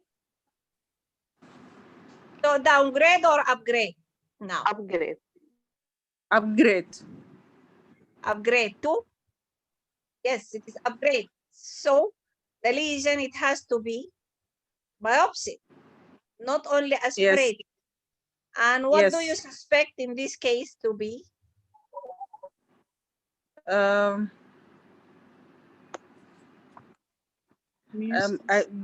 suspect it to be malignant. Yes, I see, but malignant, which type you suspect? Cyst? And contain papillary projections. I can maybe it could be yes, you are right. medullary. Why medullary? Papillary, excellent. Papillary. I told you cyst with the papillary projection, and look for the ultrasound. Look for ultrasound, and if you look even for the wall, apart from this nodule, even the wall is not uniform, is asymmetric. And look here for this angular margin and this angular margin, and this is a nodule, And you see within the cyst and breaking even here, it is the wall. But this is, I have shown to you their examples for the 1.4% of circumscribed lesions. And the outcome was intracystic papillary carcinoma. See? Yes. It is not my patient from the literature, but it was intracystic papillary carcinoma. Okay? Yes. Yes. So that I brought it as example for the circumscribed lesions. If you have a circumscribed lesion, we should not say خلاص. This is circumscribed. Yes. Thank you. No, thanks for my duty, dear. Okay. Who's available with us? Volunteer. I don't like to say by name. Otherwise, I'll find all will disappear. We want everybody to share us. And all of us just to study and to Yes, learn. Dr. Baba. Excellent. Well done, Suhair. Huh? Continue. There is a circumscribed mixed density containing fat density lesion with thin pseudocapsule at the upper inner quadrant. I think this most likely representing a hamartoma. Okay. What else? What is the differential including with this history including fat necrosis. Yes, you have to make use of anything. Now you got it. Excellent. Why fat necrosis? The history, and even if you look for this, look at this ball, radiodense ball within the lesions.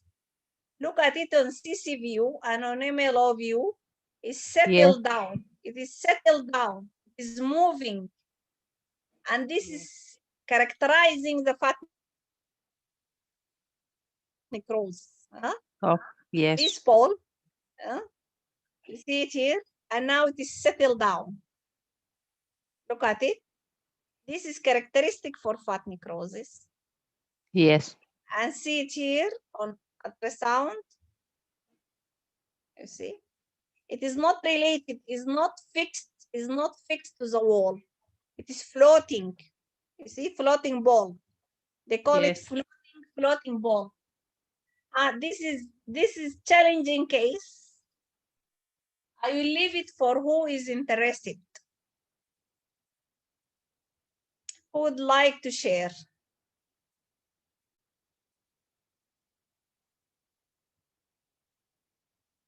Yalla ya shabab, let us continue to complete our cases. I spent long time selecting for you. Maidulin, where are you?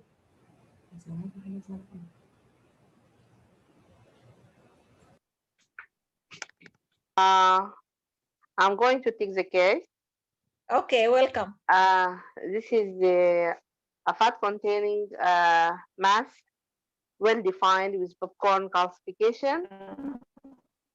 Where, Medina? It is a bilateral. You have bilateral popcorn. You have bilateral popcorn. If you have this bilateral popcorn, this is Bara 2. But do you think this mammogram is Bara 2? Look at it careful.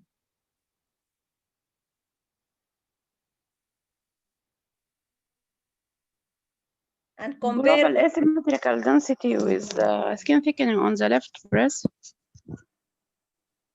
Yes, you have a skin thickening, so the left breast is edematous. What is the cause of that edema? And the global asymmetry. The global asymmetry, you see, due to the edema and the skin edema and trabeculations. So there is something going in the left, on the left side, make it edematous. Why it is edematous? Is it a lesion in the upper quadrant? I think there is what? Some irregular density في upper quadrant. Okay. Can I see the CC view, please, and some classification? Excellent, well done. Excellent, well done. You got it. Allah dropped. I don't know why. You see, it was there, but mistakenly, let me try to make it for you. I will make for you Zoom, but it was there. Okay, let me. I don't know.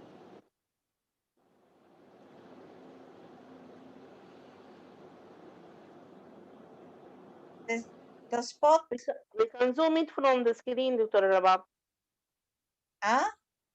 We can zoom it in the screen. You can zoom it? Yes. Yeah. Okay, zoom.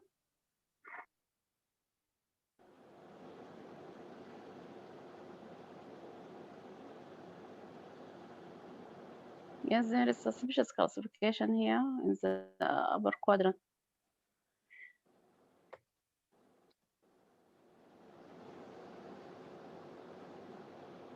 Okay. Is it clear now? Yes. Yes. Is it clear? Yeah. Yes. Then describe. Oh, nice. It is within a map. There is an irregular high density lesion with overlying suspicious. How you can describe the classifications? It is linear branching classification. Linear branching classification. The branching classification itself, or fine linear branching, is by RAT 4C, and there is underlying high density mass. It is not a high density; it is equal density. That is why you equal, did not see, but irregular. Yeah. you did not indistinct, irregular and indistinct. So it is by, So and it's we by RAT 5. associated with edema. That is what by RAT 5. See? Yeah. It was a by RAT 5. Yeah. Okay. Nice case. Yes. That is this case. It was my case. See, from my cases, my interested cases, not from the literature. Okay. Who is the volunteer for the next case?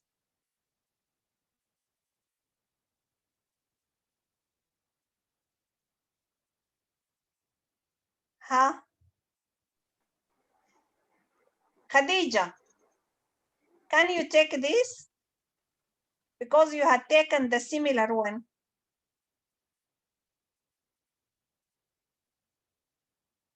Are you there? I can take it, Dr. Rawab. Okay, take it. طيب, there is multiple bilateral circumscribed high density lesions. Some of them with equal density and some of them lying on the skin. Excellent. Projecting outward. Yeah. This is most likely neurofibromatosis. Yes. This is 45-year-old asymptomatic for routine screening. So, and now, you see, the lesions make it double nipple sign, you see? And here are clear. What is the significance for that? Significance for for those.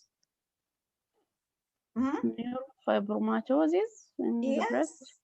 Yes. They have increased risk for breast cancer. Oh, yes. I forget, sorry. Yeah, they have increased risk. Okay. Huh? Medina? Are you there? Suhair, Hind? Yes, I will take answer. I will take this case. I speak with the phone. Okay.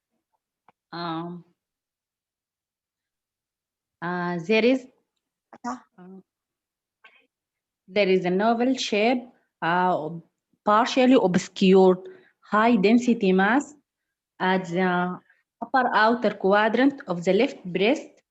I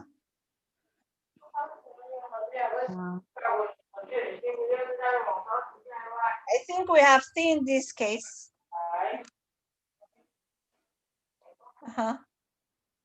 We have seen it, but no problem. Continue. That is the only.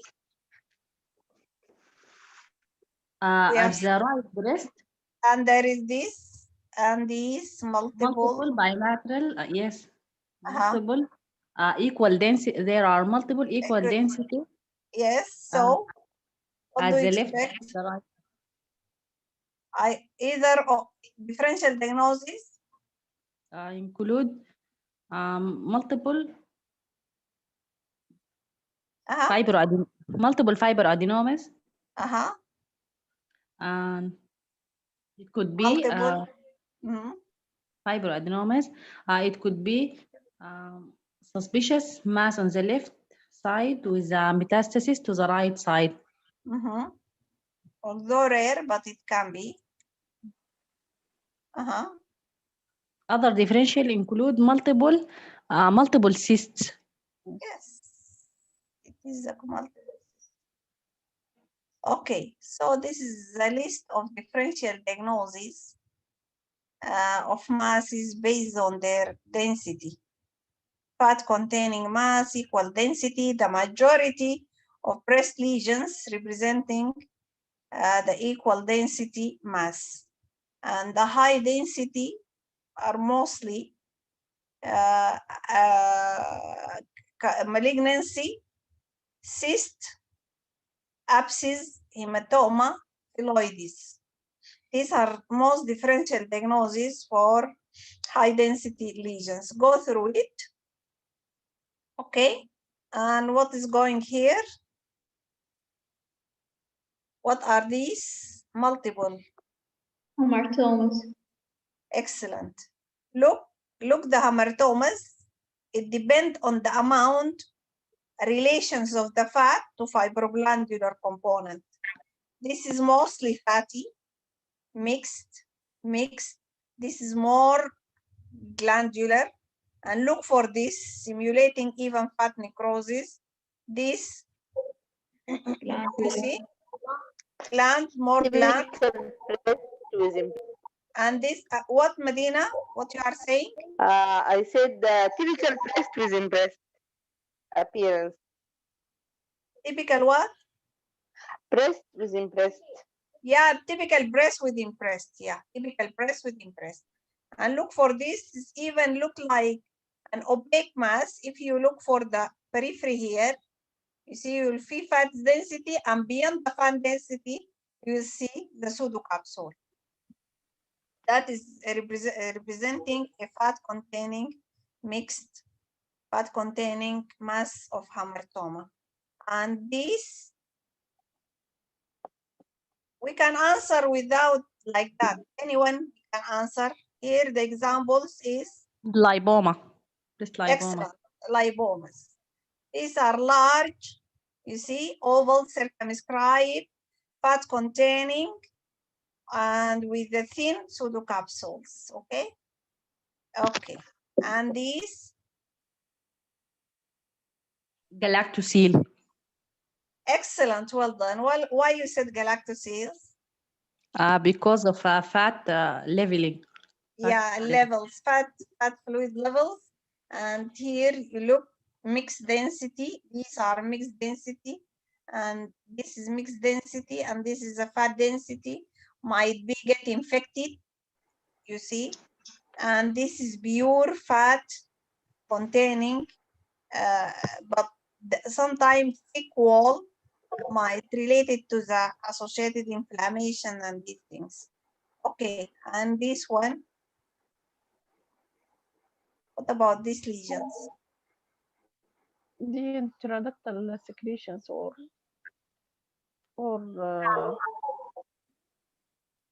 make use of what you have seen, what it is. And what about this area of distortion? And there is mixed density. Fat containing, yeah. Fat containing. Fat necrosis. This could be fat necrosis. If I'll tell you this patient have recent operation. Oh, surgical changes. So mixed it will be hematoma. Hematoma. Yeah. This is post-surgical or post-excision hematoma. And if you look, there is clip here. That is the clip, okay? And this is post-traumatic hematoma, okay? And this is another case of a hematoma, giving mixed density. Okay, and this is multiple all cysts, okay? And this is fat necrosis with the floating nodule or floating, I forget exactly the name for this floating. What is going on here? What are these lesions? The lymph node. Intramammary lymph nodes. Okay, just intramammary lymph node and leave it. It's a mixed density. No, typical, with typical characters or criteria. These are typical, just an oval circumscribed mixed density with central fatty hilum like this one. Okay, but what about this? This is rounded with lossal central fatty, or lossal fatty central. This suspicious lymph node. Okay, so these are pathological lymph nodes. Yes. These are pathological. And what about this? This also pathological. Yes. This is malignant because there is irregular mass here. I can see the malignancy and it's more rounded. But this is still are oval. So this I can say pathological. I could not see primary tumor. It still can be reactive. Okay, can be inflammatory. But this one is more suspicious, more rounded, and there is associated irregular mass. And this, you see, the spot magnification, this one, when do spot magnification, the fat density, it looks like a nodule at the periphery here, at the subcutaneous area. But the spot view is helping us to demonstrate the central fatty hilum. You see? And this is a mixed density after the compressions in the location of subcutaneous representing intramammary fat. This one, as I mentioned, it is metastatic breast cancer into intramammary lymph node, and this is the primary invasive cancer. And this enlarged lymph node examples, it was inflammatory. See, that was inflammatory.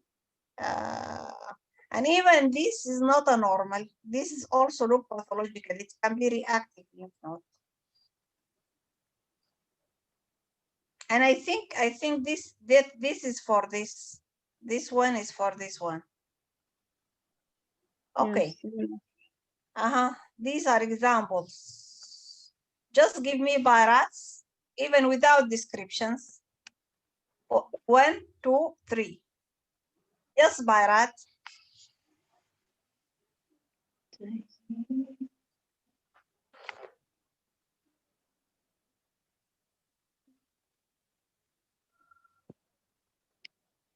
Okay, the first one is I think it's BIRAD 3, and the second one is BIRAD 2. Nihal? أيوة نهال. Nihal, first one this or this one? This one. This one left. This is BIRAD 3. Excellent. And this? This is well circumscribed. I think it's BIRAT 2. And the last one, BIRAT. Nihal, أيوة. sleepy, or you was sleeping since we start our lecture? Huh? لا والله not sleeping. We said the only we have certain lesions to say this is BIRAT 2 on mammography. Unless either the lesions is containing fat.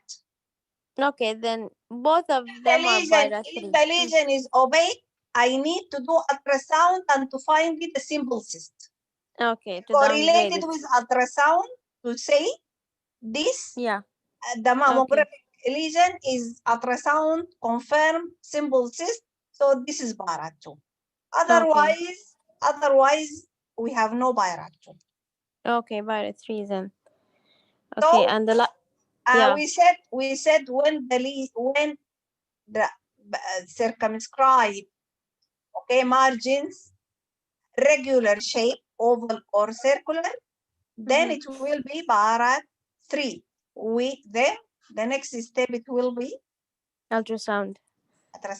So the three case are BIRAT 3. Okay. The three, because all are circumscribed, but are hidings. See? Yes. But here I'm not going to take the high density. I'll go for probably benign. Or even if I'll upgrade it, I'll put it BIRAT 4A. I'll not go to say this is, but I supposed to go for ultrasound. Yes. Because of high density, I'll not leave it.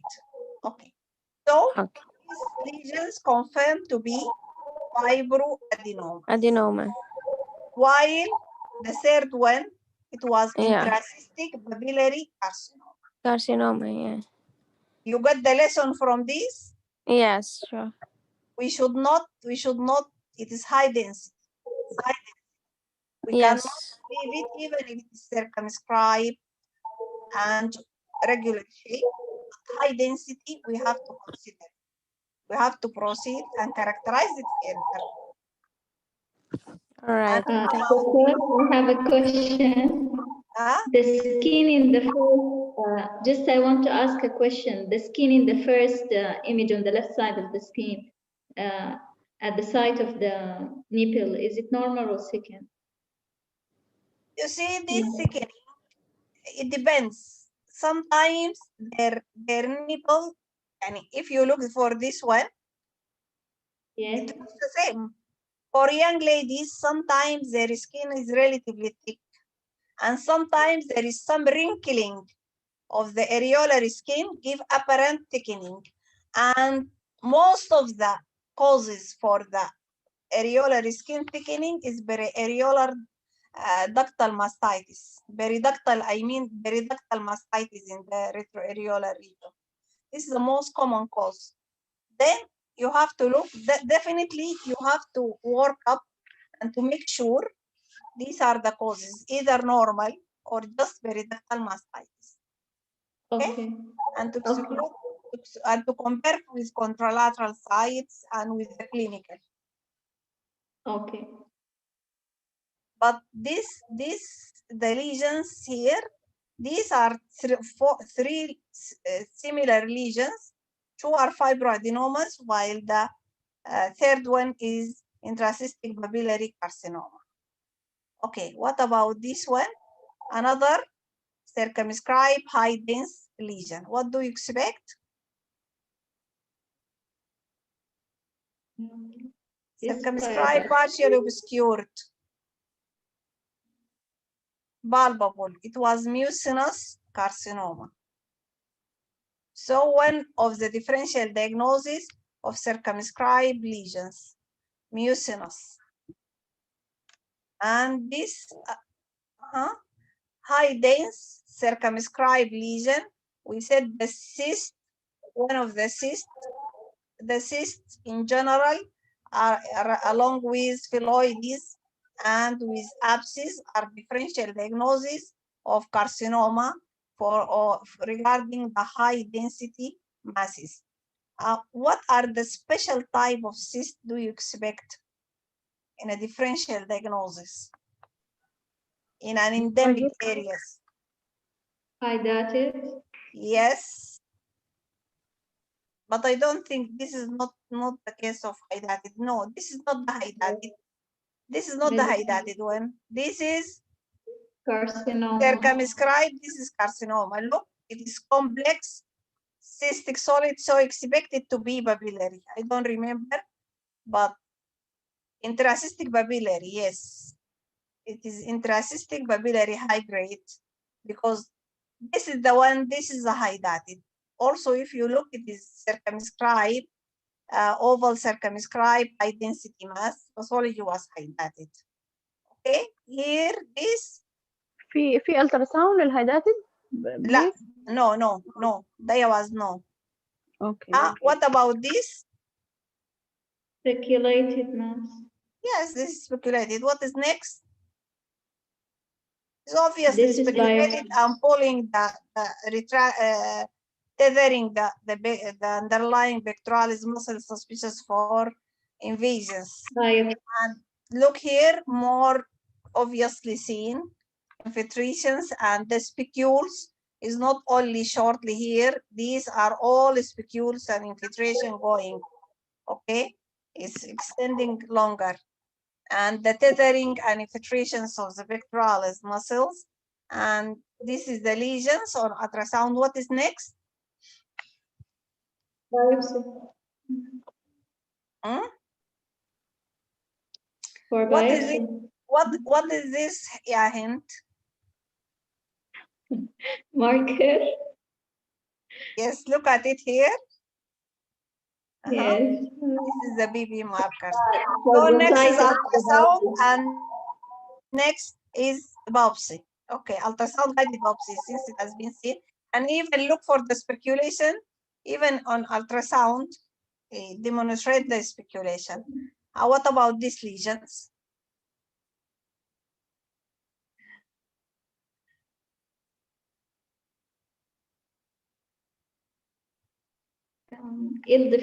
It's irregular and indistinct.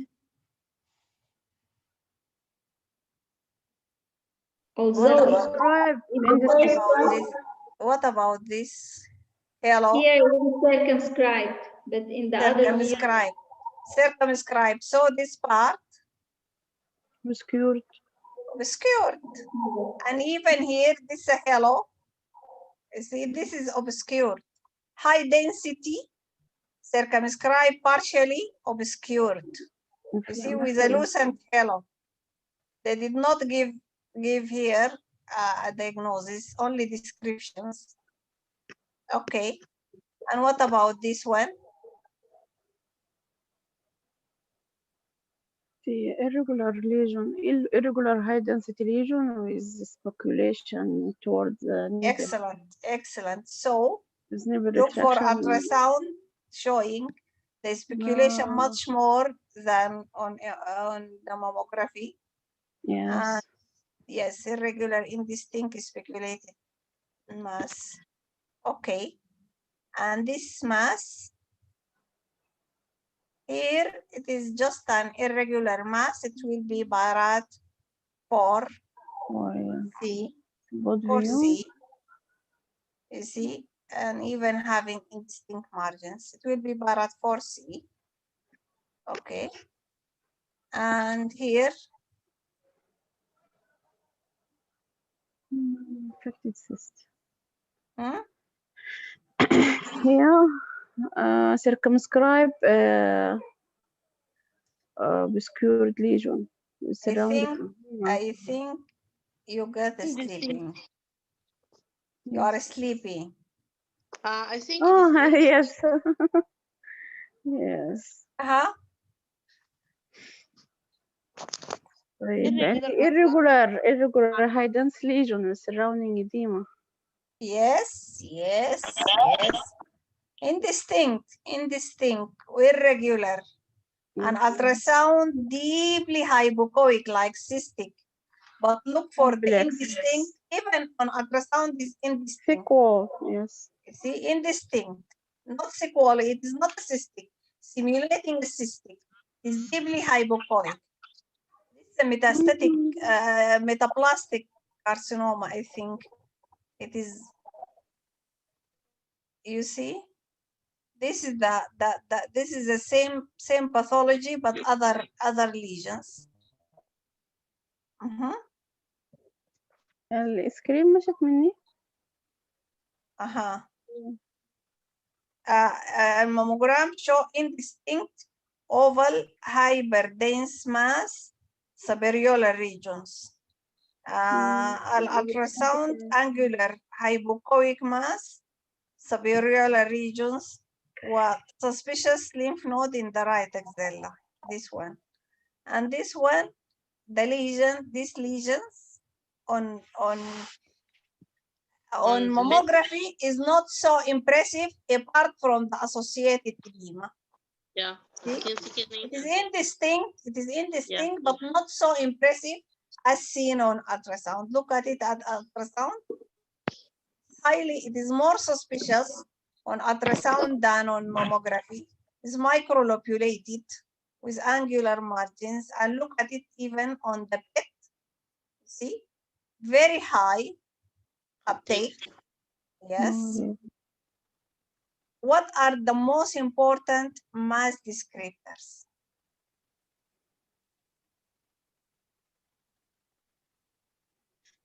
I think the margins. Margins, excellent. Then? ما فهمت السؤال طبعا.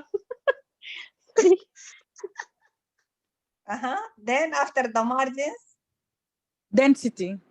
Density, yeah. Density before the shape? Shape, لا, margin, shape, and density. Margin, shape, and density. These are the most important. Margin, shape, and density. Yeah. Then, what are other descriptors to complete the report? Associated feature.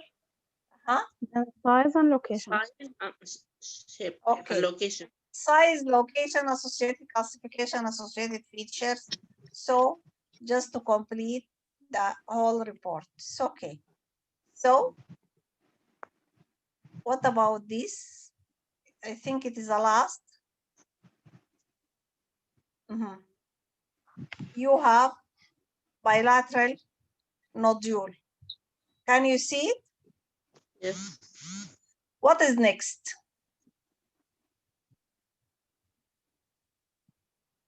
Put view to show margin.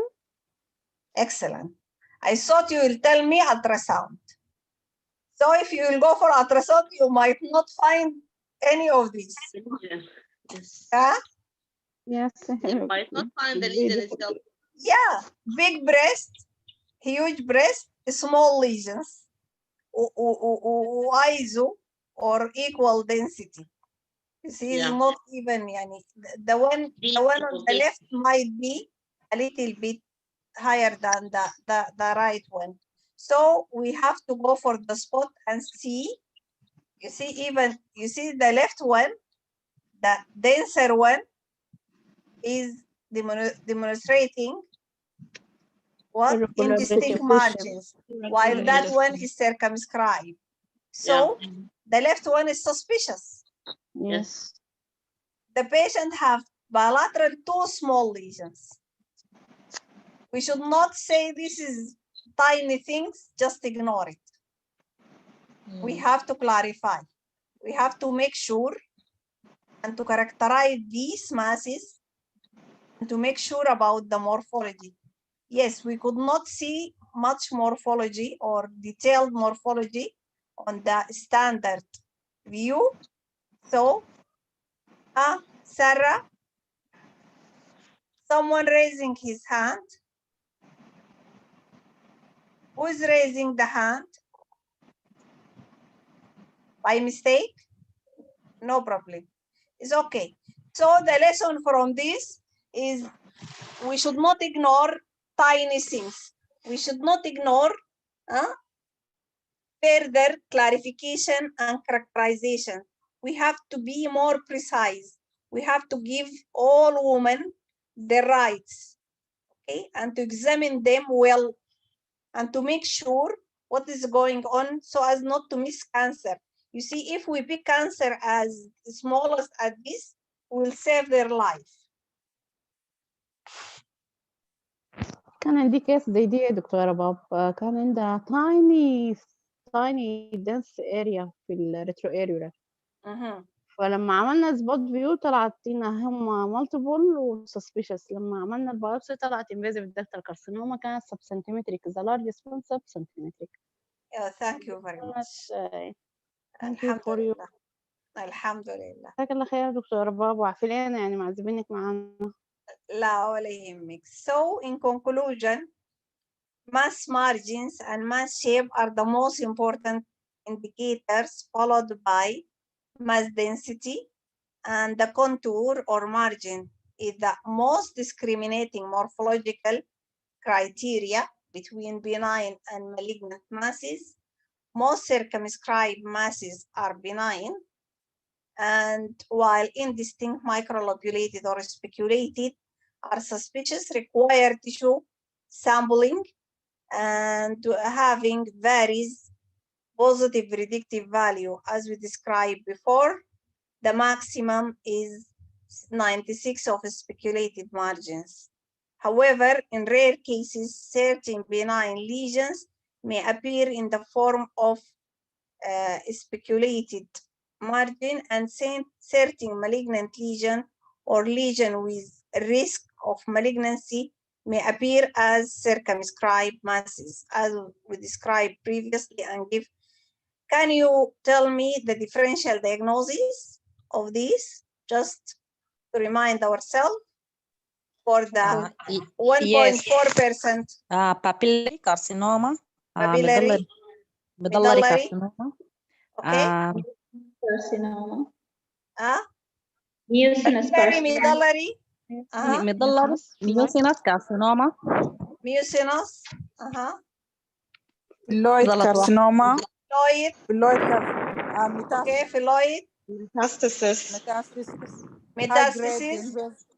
High grade invasive ductal carcinoma. Excellent. Excellent. Okay. Breast mass density is significantly associated with malignancy. However, consistent measurement of mass density is challenging, as we described. So they suggest more use of mass density descriptor to improve its evaluation and to be the more consistent The mass density, when they checked before in the previous many studies, they found the density is much less used than the morphology, margin and shape descriptors. So they recommend to be used in your reporting. Mass size is independent, significant predictor of malignancy, and I'm not sure about this. I just found in one study, but I know it is important for the selection of treatment and is predictor of prognosis.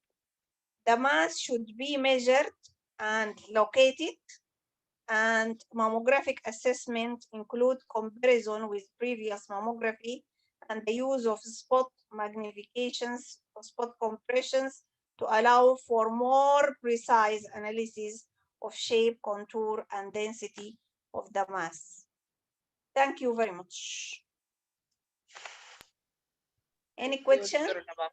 Any question? Thank you very much دكتورة باب، ربنا يجزيك خير إن شاء الله.